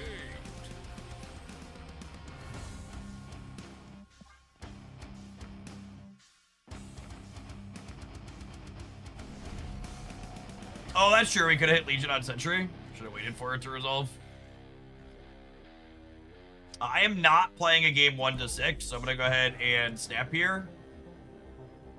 We're either winning this one, and then we'll have to win 2 more after that, or we're losing here.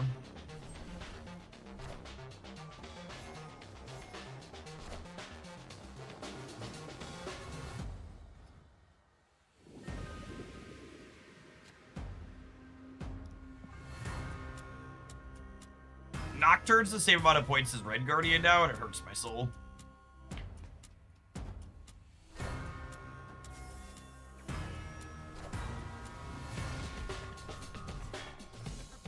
I have Venom here. Be very good for them.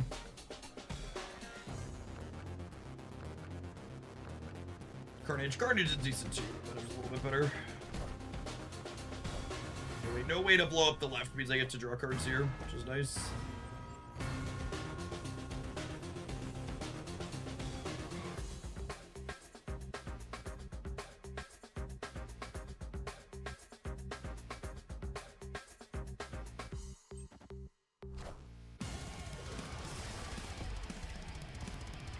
Carnage is a good top deck for them. Ooh, them burning Reality Stone here means I can Magic plus Merlin next turn and not worry about it.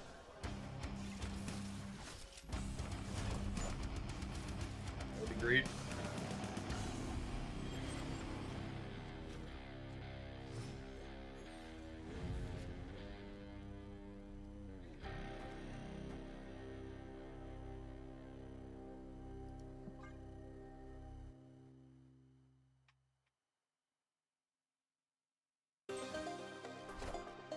Thanos is Shangable because Soulstone is gone. Ooh, that's a great call out.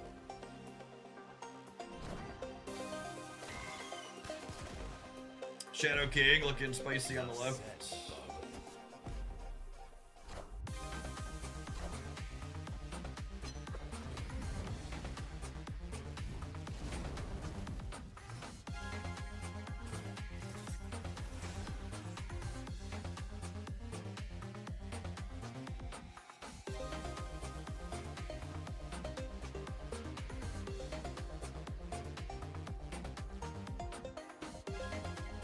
Do I want to commit to seriously on the right? I think so.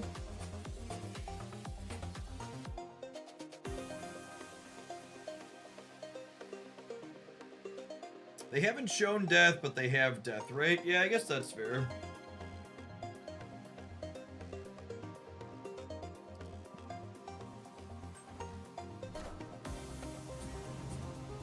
I guess once this is wrong actually. I shouldn't once in future. I should Shadow King because playing once in future here means that I'm only 50% to Drushing. There's one card in my deck right now. I'd be 100% to Drushing if I didn't once in future.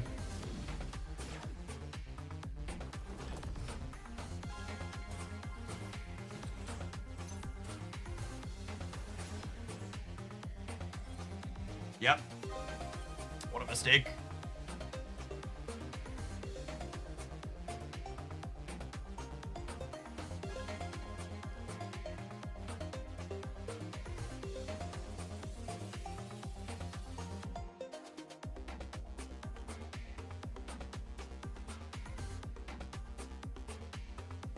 So Shadow King here puts us 13 to 11.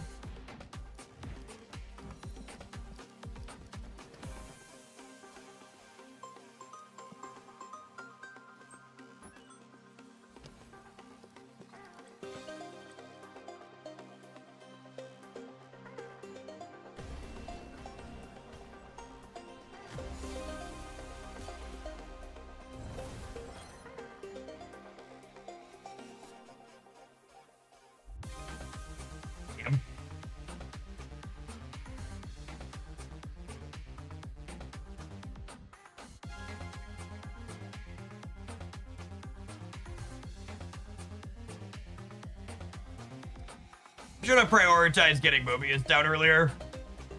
We win this if they don't have a free copy of Death. I could have flipped my coin differently. I could have not shuffled the Zabu back in. Marble Snap is having a real rough go of it here. All right, I'm gonna take that as a sign to run an advert. Let's restart this client and play some more. Thanks everybody for hanging out. Don't go anywhere.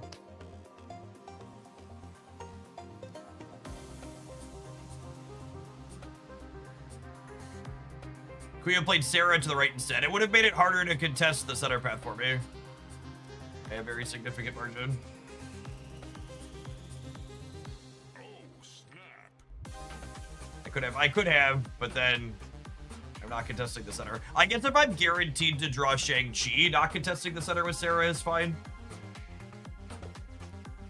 But if I'm not playing her center, it also means I have less energy because I'm not once in futuring. If I'm guaranteed to draw Shang-Chi. A couple of factors there.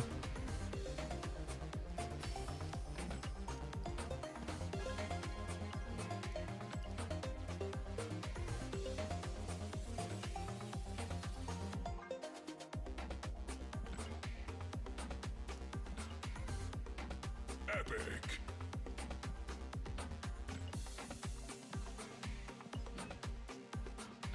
Clea to me feels like the type of card that's like another card addition to the game away from potentially being good. If she really needs a second Marvel Boy style, I'm going to add 1 point to your Clea every single turn card. We get another 2 or a 3 that like semi-consistently lets you trigger Clea every turn. I think she's probably fine. The trouble is she's just not worth going through getting like one token.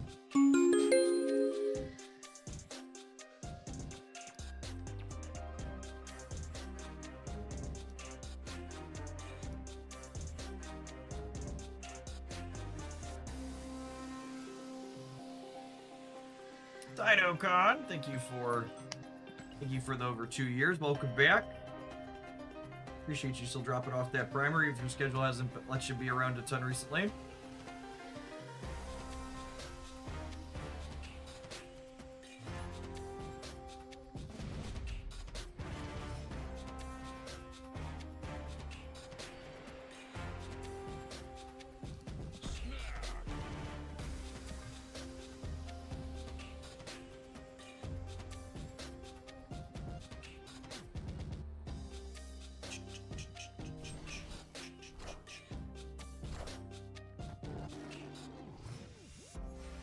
cards. An airship card? Sure is. Alright, Merlin. I'm gonna need you to start generating some once and futures for me, bud. Is that airship X23 into airship carnage? That's some bullshit.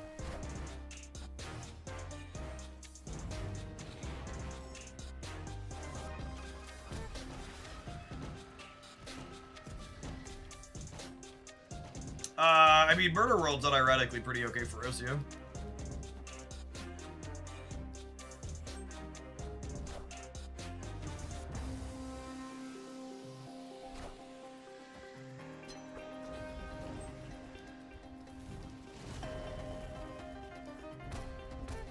I mean, that cannonball could have been 50% to be very bad for us.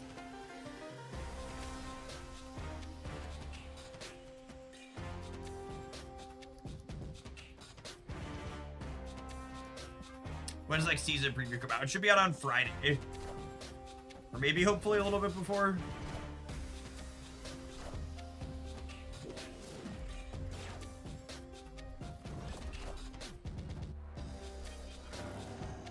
Yeah, Friday's the 4th, so maybe not exactly Friday. It really just depends. The holiday here in the US can throw it for a loop for sure.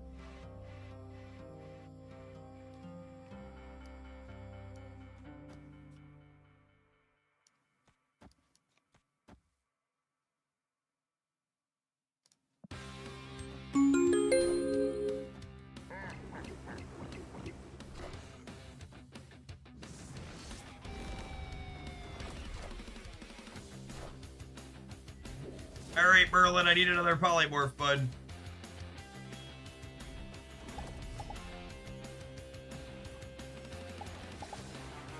Thank you. Thank you.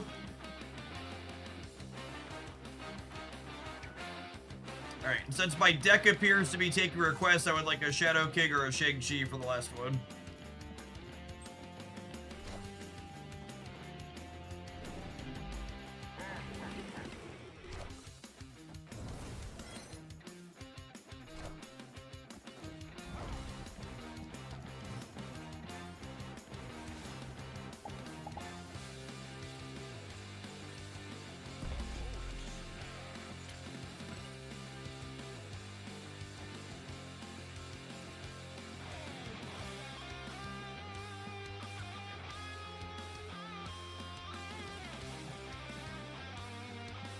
Where are they more likely to Alliance be?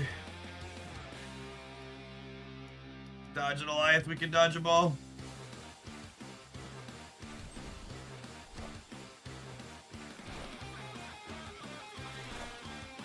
Nice deck, dickhead. Must be controlled. Emote this. Power must be controlled. And for my casserole destroyer. Look at that. Nice boomer stat, buddy.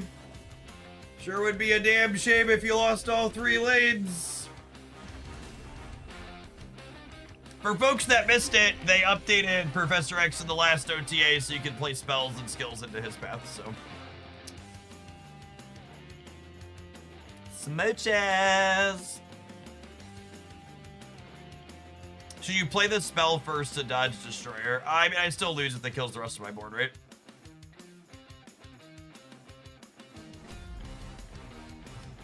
I mean, our opponent's an airship player who boomer stabbed me. I expect nothing less than them sweating out their armpits here. What a chode. Are they leaving? Or are they about to play 1 to 10? Alright, they're not gonna sweat us at least. We've got that going for us.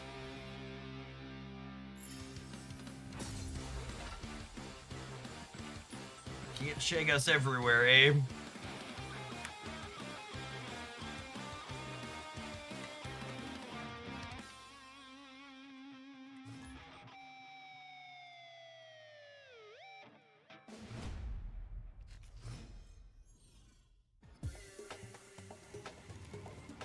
Breaking news. White Tiger Enjoyer.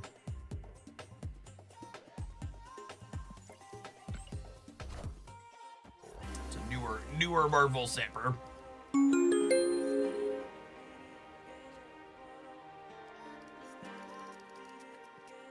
It's me, chat. I'm a bully. Gaz Bauer, thank you for the half-a-year. Welcome back. There's no collection level or MMR-based matchmaking inside of Infinite Conquest.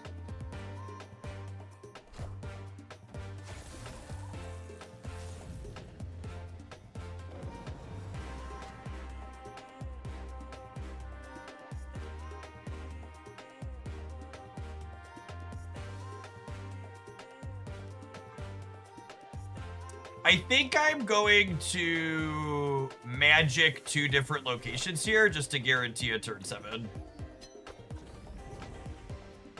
So they could have Wanda. Real card they could be playing.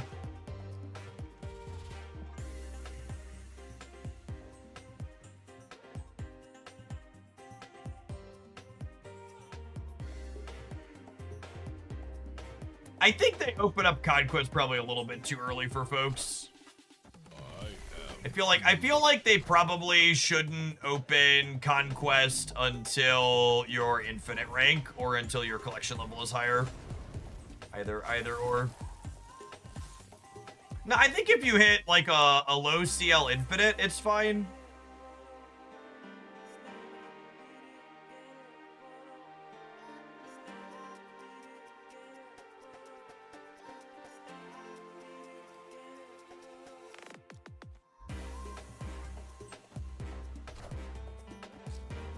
The Claw! Look at him go.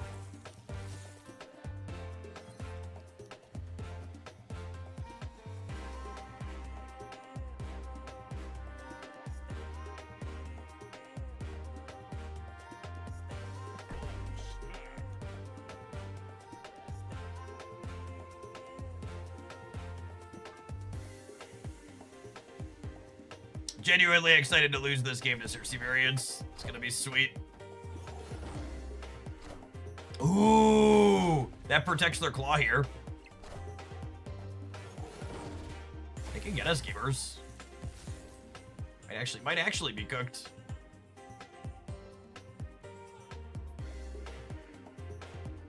How do we win?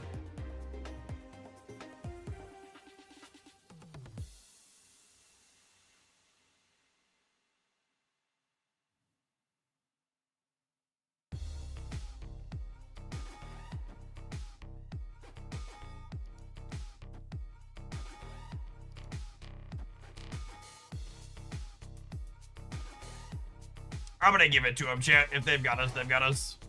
They deserve it.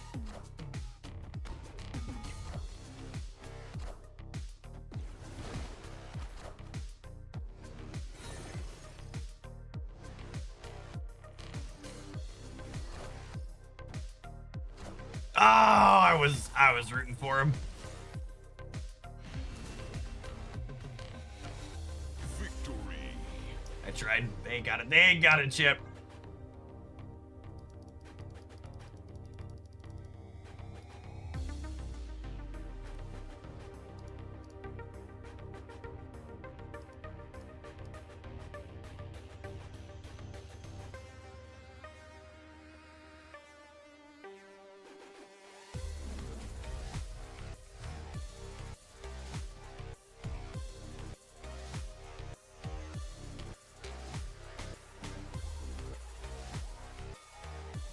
How many times do you think my opponent has seen first ever scene in this game of Marvel Snap?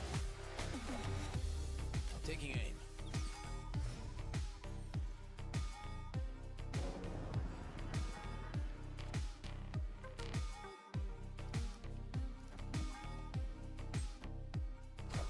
Wow, they juked me.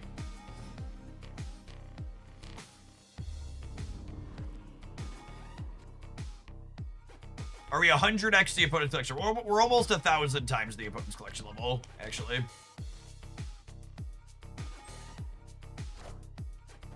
am Groot.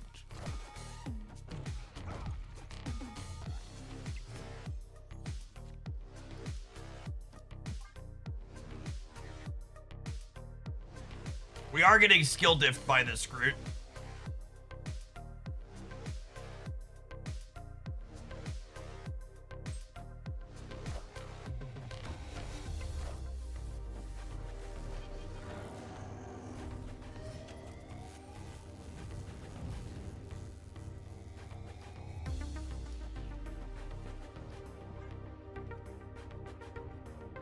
And they do have Claw to get more points into this Baxter building.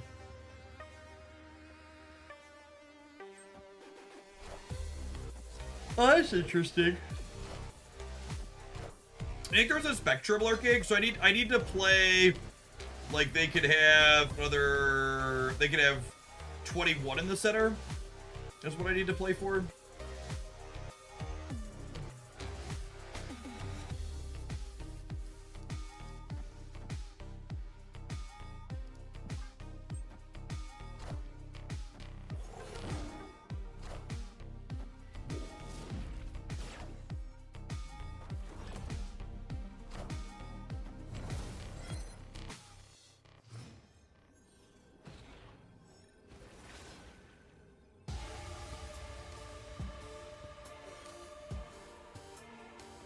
Do you think we should give our opponent one full Marvel Snap experience?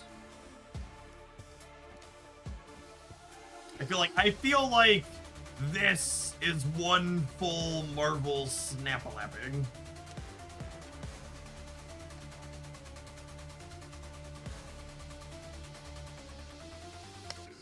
It wouldn't be one full Marvel Snap without the boomer at the end, right? I'm not sure we're favored to win. I don't think we're favored at all. I just want them to experience pure distilled Marvel Snap. You won't need this anymore.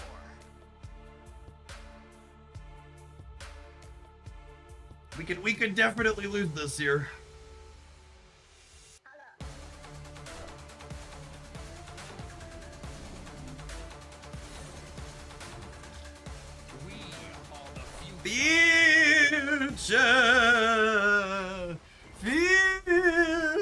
Future. Victory. See, chat, when you have the special bond that I have with my Circe, you know that you're a strong favorite in spots like this. That's why you boomer snap.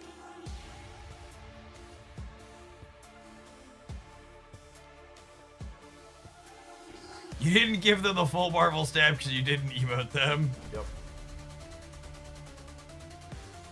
You say that, and we almost lost to a Mr. Negative 3 matches ago. The key word there, gamer, is almost.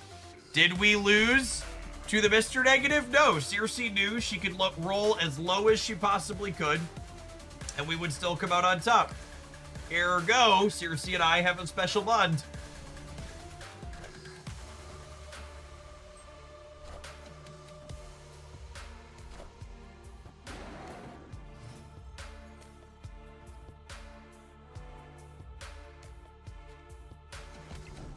Special bond with Circe, I've read that one before. Yeah, it's called Game of Thrones.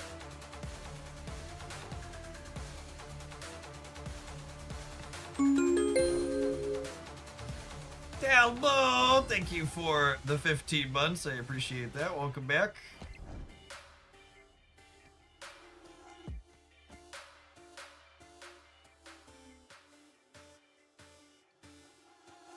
Ever since Jeff broke up with Viper, he's been all about Circe. Listen, it's not Viper's fault. Oh, they finally misdone Groot.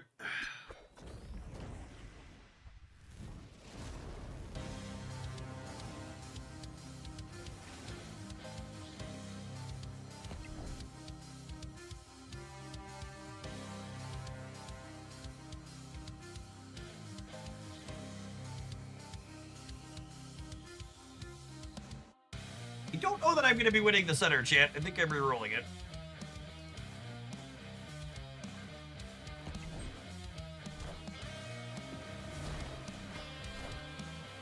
Taking aim.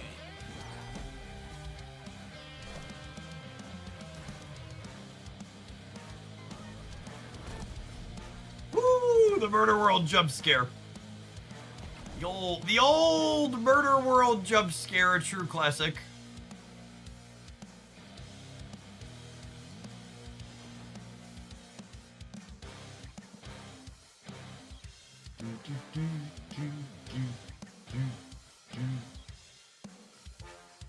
Do we rug pull them? It's gonna depend on what this turn looks like. I don't have to make that decision yet.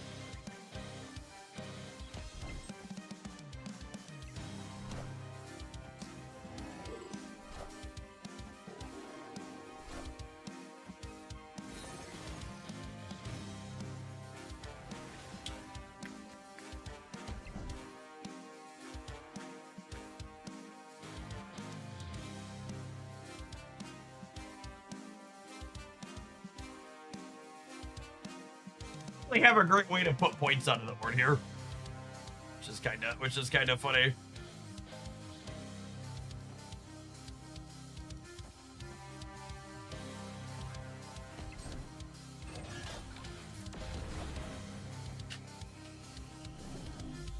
I'm drawing on the left. Yeah, but how do I win the center or the right?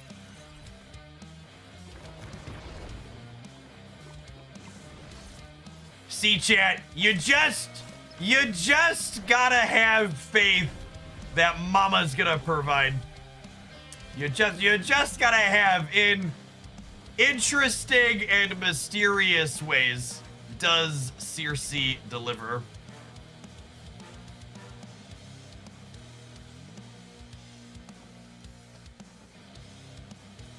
Own the Circe, you know you want to. I absolutely want to.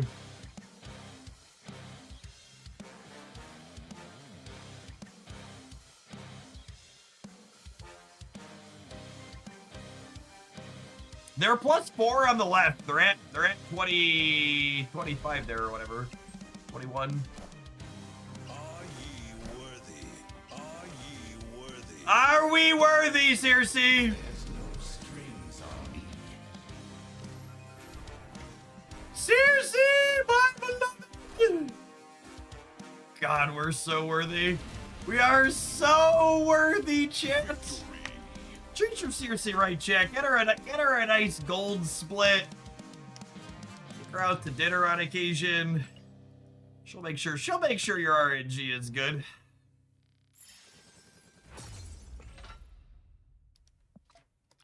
She's a card that's really come into her own. Never a text box change, and still just like trucking right along, being a sweet card.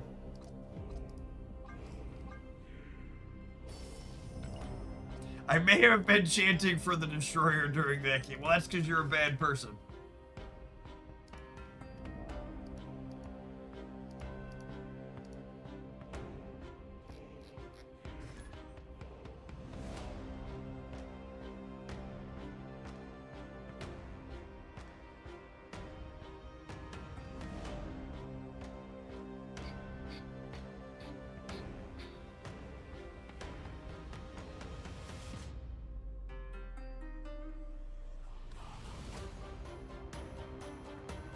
Gamers, did you see we had the first negative ADP private payroll tracker for June of 2025? It's the first negative one since March of 23. There is no recession in Bossing, say.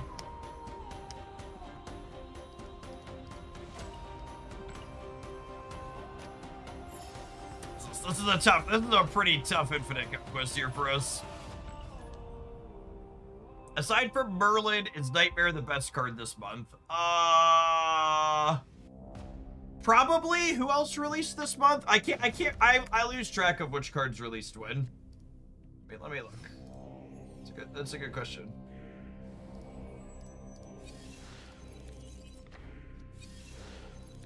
Clea, Dormammu, Nightmare, Kid Omega, Ancient One, Jennifer Kale. No, Mercury's pretty good. Speaking of Hellion. Dormammu and Nightmare, I think, are similar power levels. Matt Maxon, thank you for the 78 months. 6.5 years is a long time.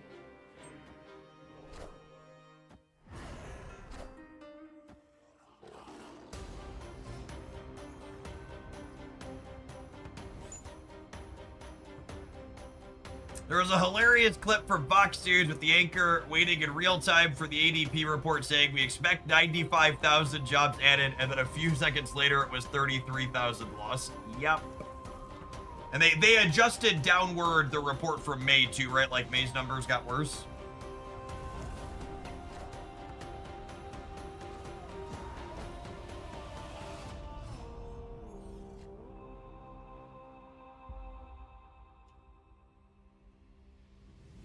Cosmo's actually a kind of a pain in the ass for us, right?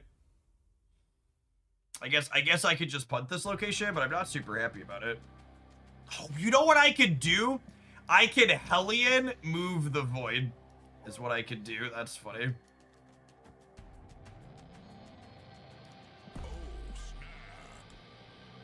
then Circe it somewhere else.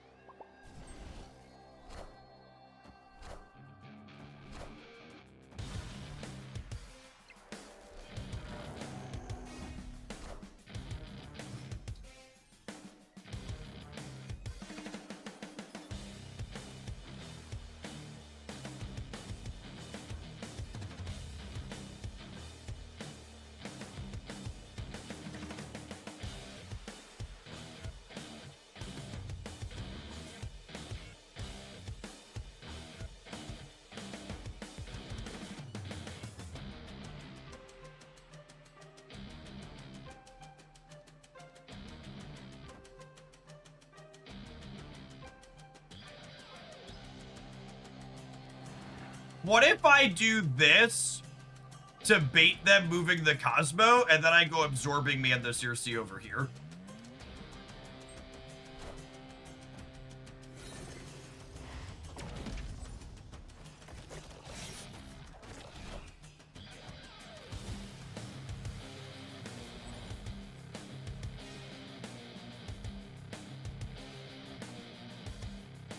And this even adds 2 points to the center, because it's ongoing.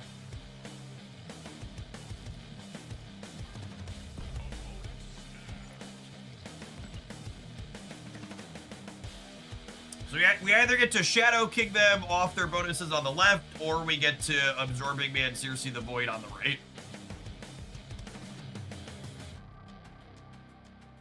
The Cosmo can't be everywhere all at once.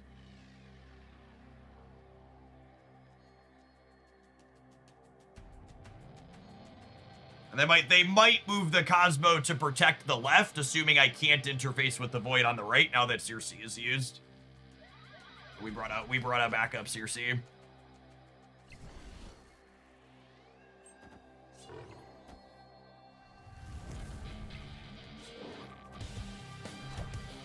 Then there's just the question of is 11 enough in the middle?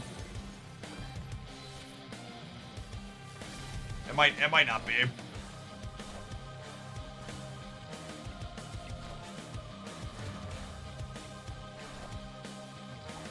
Oh, that gets us 2, rip.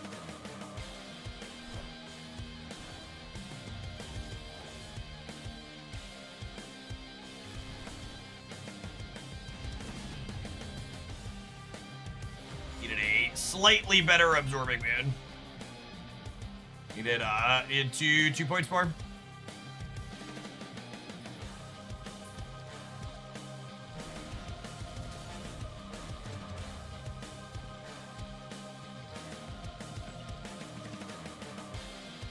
I am doing well, Master Puppet.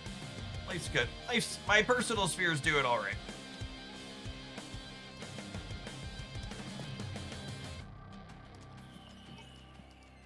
Did I have Final Explode something earlier? I did. There's a single upgrade on Frigo. Mercury was generated in the wrong lane. Yep. This deck was very bad. This was fun. Neat combination of things. I like the idea of Merlin and Nocturne with your magic to kind of dictate the pacing of, like, keep your opponent guessing if there's going to be a turn 7 or not with the information face up on the board. It kind of forces them into making bad decisions that they otherwise wouldn't be making. And then obviously you're like Sarah, Circe, tech card mush. to give you play to actually be winning your games, with Sentry and Circe being responsible for a lot of your number output.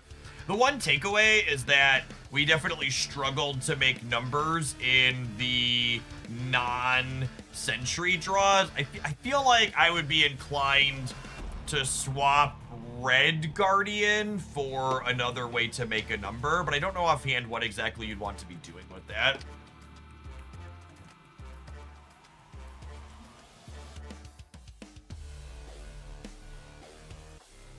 Yeah, I don't know.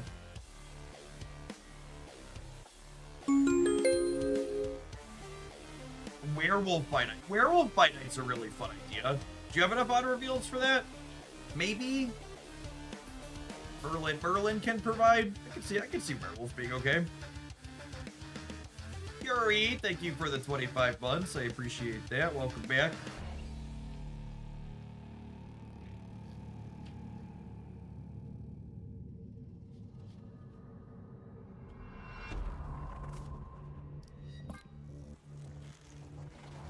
All right, I had a fun idea for something we could do next. They released so many cards this month. What if we did a short review video talking about all of the June releases? And we ranked and discussed where they've ended up at.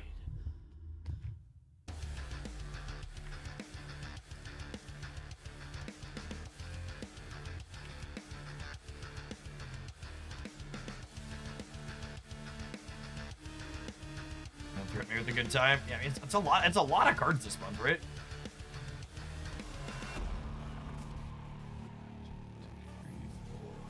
And this isn't even missing Astral Projection. I gotta grab that one too, right?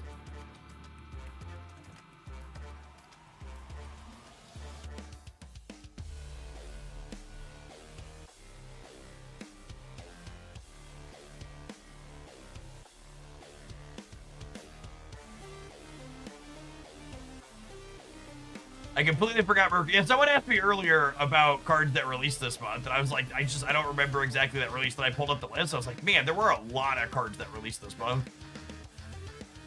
I assume this month is gonna be I mean, I would be very surprised if this is the most cards we ever have released in a single month of Snap.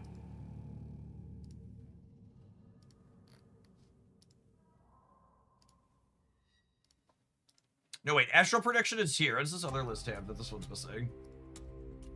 This other list has 13 cards.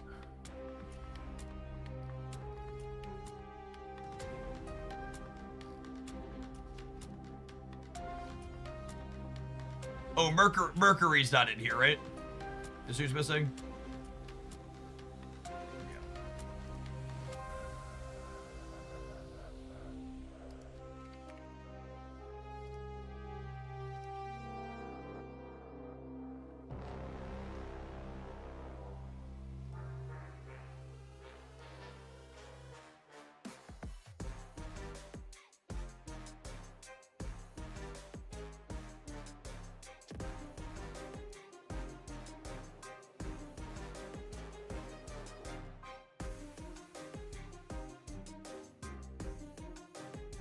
Nine, 10, 11, 12, 13. How do we want to rate these? Put our scene together for recording here real quick.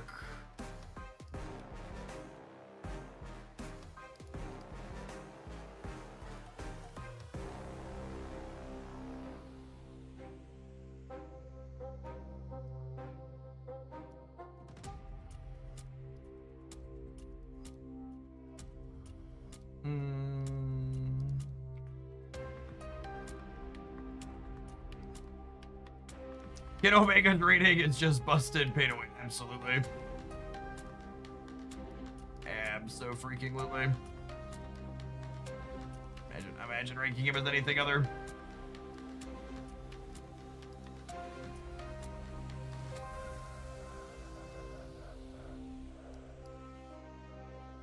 Put me up over here.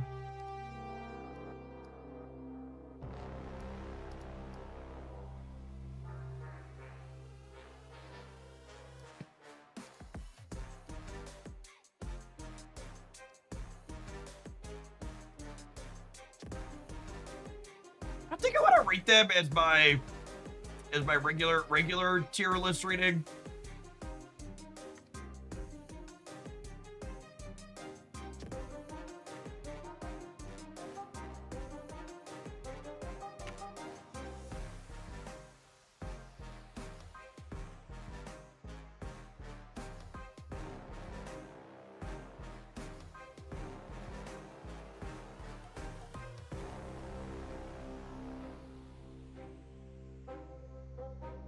I'm trying to think if I would put any of these cards into any categories that aren't any of these.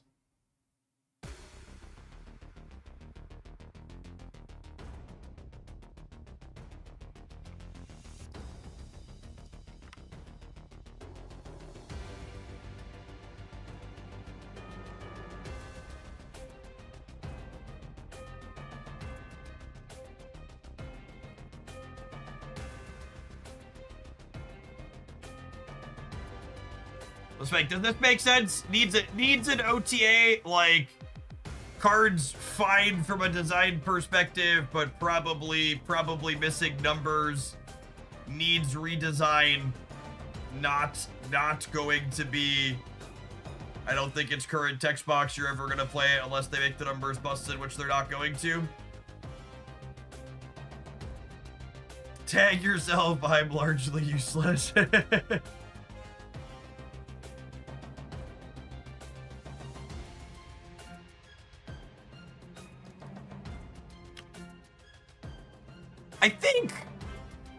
I think I'd put Clea in a needs support category.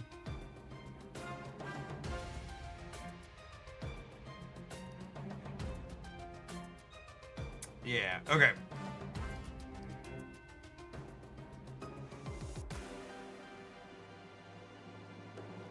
All right.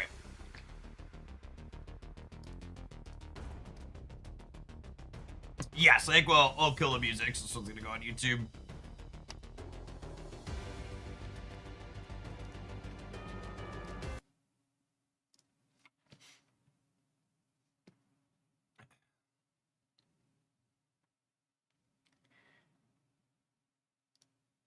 How's it going, YouTube? We are trying something new as the June season of Marvel Snap is coming towards an end. We had an incredible amount of cards that released this month, 13, which is a record for the game that I imagine will stay that way for some time. I wanted to give my thoughts on where all of these cards fit in, because something I hear a lot from the Snap community is that they've released too many cards, and this is the most cards ever, but I think talking about where these cards look like they're ending up at really highlights the fact that you don't need most of these cards. So we've got our categories here that are somewhat self-explanatory, but I want to highlight ones that might not be abundantly clear. So, needs support refers to, I think the card's design and current numbers are reasonable and unlikely to change, but they don't seem powerful enough in the current card pool to really be a metagame player or a card that you build with, but I can see them being really reasonable in the future if they've got more good support.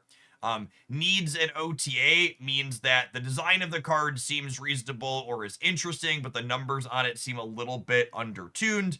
And needs redesign refers to, I don't think this card is useful currently, and I don't think it's savable via numbers changes in an OTA unless they made those numbers changes outright busted, in which case I think it's unlikely and they're just going to rot until they give the card a new text box. So I'm going to start with the really easy one. I think literally the only must-buy card this season is the one that you have to actually buy, and that's our current season pass card, Merlin. I don't think he's a must-buy from the perspective of you have to have Merlin from a power level perspective, but I think he's a must-buy in that his effect is incredibly unique, and he has a lot of interesting deck building considerations where I've been getting asked all month from free-to-play players, Jeff, what's the replacement for Merlin in these decks? And Merlin doesn't really have a clean replacement, right? Like, he's giving you extra energy. He's mitigating the drawback on cards like Sentry or Hood, and he's mitigating location variants, and there's just not really another card in Marvel Snap that like does all of those things. And he's not like overtly powerful, outright winning you games on his own, but the power is in his flexibility. Let's just go down the line. I don't have any particular area that or particular order for these. Astral Projection, our latest card from the Sanctum Showdown limited time game mode. I think I would put this one under needs support. This effect, like cheating a big on reveal out, feels like at some point we could get like a 5 or 6 or even 7 energy card that has a busted on reveal where astral projecting it early could be really good, but I think we're not quite there yet in the current card pool. The best use of this card in my experience so far is things like Spectrum or Doctor Doom, where you get this on reveal effect that's worthwhile and the body of the card is an afterthought, and astral projection letting you do that is interesting. Clea, our most recent weekly release card. I think she's also a card that I would say needs support, but is otherwise very, very reasonable. Clea is... The games where Clea feels playable are the ones where she's paired with Marvel Boy, where you have her on the board, and every single turn she gets an extra point of power, and she triggers and adds a flames to your hand, and the flames are pretty reasonable as a 1/3 that don't take up a board space. But that being said, all of the non-Marvel Boy ways that we have to enable Clea right now are really awkward and only give her a buff one time. I don't think she's a card that needs an OTA. I think even if you make the flames cost 0, or they're never going to give her a 3rd point of power as a 1-drop with upside, I think she really needs a second card in the card pool that's going to let her trigger consistently over the course of the game, because having her with just Marvel Boy isn't enough to quite do that, I don't think. Cobra. I'm actually really happy to take this card and slide it in down here. Cobra's final design they landed on is an activate, destroy a created card on your opponent's side of the board, and I think it's just kind of too inconsistent on its stat line. And as someone who's a Victoria hand enjoyer, that makes me kind of happy. Dormammu. I think Dormammu is a super solid card. There are a number of destroy decks where you're happy to have Dormammu, and I think it works very reasonably inside of those. It's not abundantly clear from a pure data perspective if Dormammu is making the destroy deck strictly better, but it's definitely still competitive with it. One commentary on it is because the spell always begins in your opening hand, it does make your games feel a little bit samey, removing some of the variety that Marvel Snap typically has.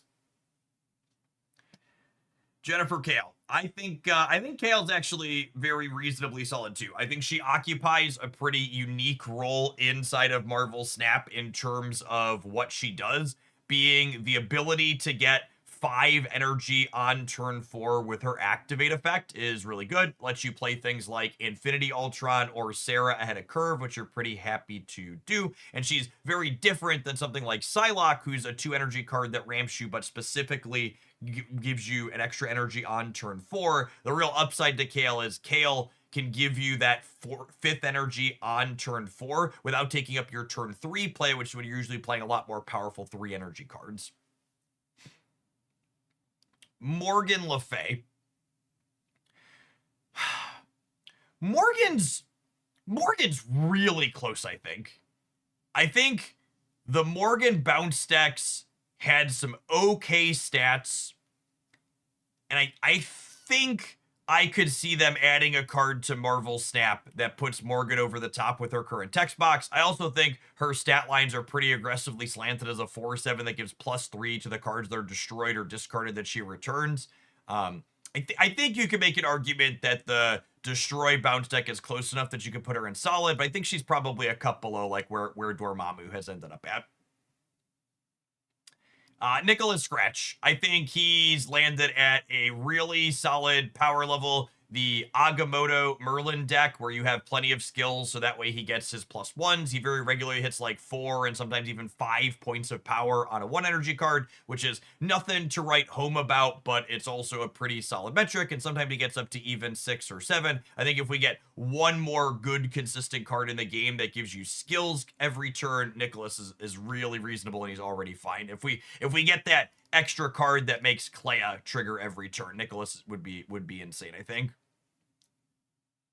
The Ancient One would have been here, but honestly, I think the buff to Tau lets her happily exist in the solid category. We played a bit of the Cerebro 5 deck playing her, and she also splashes into things like Victoria Hand to give you extra copies, them buffing the Tau spell from 3 down to 2 was a really good solid change. I think she's serviceable, even if not a must-have card for any archetypes. Nightmare. I think Nightmare after Merlin is arguably the most fun card to have released this month. I think his power level is sweet and his output range is difficult to compute. He's a very Mr. Negative-esque card, and I think his deck is really solid. His one big drawback is that because he's shuffling the text off of your cards, you can't play him consistently with the good busted tech cards. Like, you can't have a Shang-Chi or a Shadow King or an Enchantress in your Nightmare deck and have their effect after you play him, but the amount of cube equity he has after you play him is really good. Mercury stops your opponent from moving cards at her lane. She has some synergy with Cannonball, like we've seen in the Wiccan Cannonball deck. She also enjoys being inside of Cerebro 2 as a new tech card. It's very solid all around. Kid Omega. Despite the cries of this card being pay to win and a single deck list with Nimrod having good stats right after it released, I think Kid Omega lands just in the solid category. If you are a Nimrod enjoyer who did not pay the gold to get Kid Omega during the limited time event that he was in, you should plan to pick him up for tokens, but as we've seen in the stats when lots of people have him at this point, he's really not a card that's seeing play outside of the Nimrod shell. Hellion. I feel like I'm not qualified to talk on Hellion. He's like this weird move enabler. I think I put him in Keg tier in the recent dedicated series 4 or 5 tier list, so being consistent with that probably means he's down here in the card that's just like kind of useless overall. I feel move enablers feel like they're in this really weird spot where we've gotten like, it feels like double-digit move enablers in the last calendar year, and outside of Madam Web and Anya, most of them have kind of just been hot dog water. They're just not very powerful, and he's just like a card that hasn't found a home inside of any of the successful decks.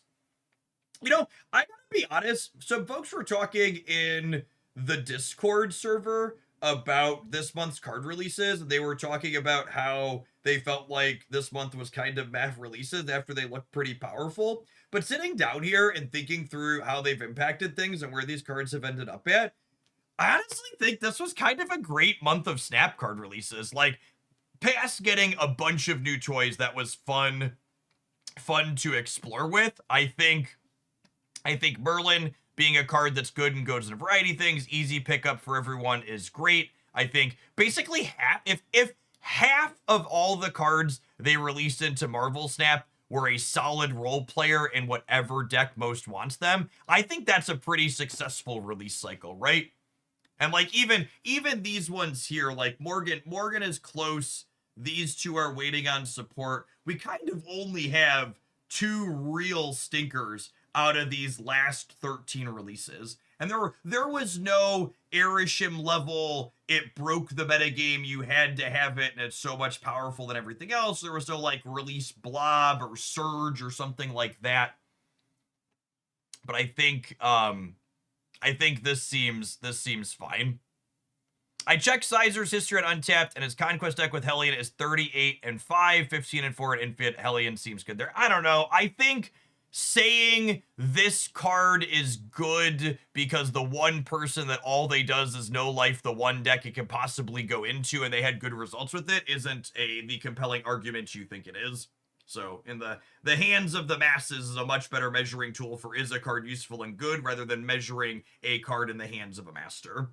So overall, I think it was a fun and successful season. I think none of these cards are ones where, like, you can't play Marvel Snap or be competitive if you miss them, while also giving players that want to collect all or most of the cards plenty of tools to be exploring.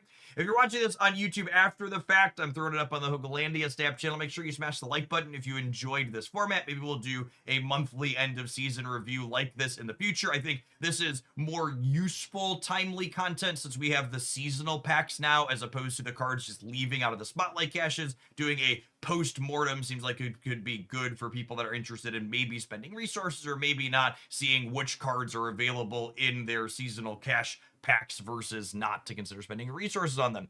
As always, I appreciate everybody that made it all the way through to the end of the video. I hope your next snap pack, if you do decide to rip for these cards, is an excellent one. Thanks for watching, folks. Just more cards releasing each month. Yeah, I think the data mines for next month are a little calmer, right? There's definitely not 13 cards data mine to be releasing next month, right? I think this is up to date. Is this right? Are there no? Let me check Snapfan. Sometimes Untapped is slow. Schedule July. Yeah, there's Mole Man and was it just Mole Man? We have Herbie. Can you zoom out? There's no. That's all there is on this page. I think there's 2 limited time game mode cards. Yeah, I thought there were 1 or 2. Mole Man's a limited time.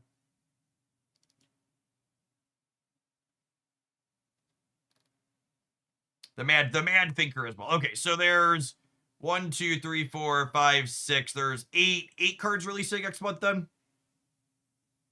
If there's two limited, 7 or 8. So good step down from. Oh, zoom out. Yours looking at my Sorry, I forgot I was on the zoomed in screen for the T-Raker. Yeah. Sorry. This is zoomed out. So there's this, and then Mad Thinker and the other one. All right, gamers, that's gonna wrap for me for this afternoon. I think we'll be back tomorrow morning to do some more Shadowverse to start, and then we'll be doing some Marvel snapping again after. I think I am going to be live for a little bit on the 4th. I don't think I'm going to do a full stream, so we got some plans the afternoon/evening with the family, but I think I'm going to fire up for at least a few hours Friday morning. We'll do a full stream day tomorrow, and then at least some amount on the 4th before I go spend some family time for the weekend. Appreciate everybody watching all the way through to the end of today's live stream. Hopefully your Wednesday is great wherever you're at in the world. Peace, folks.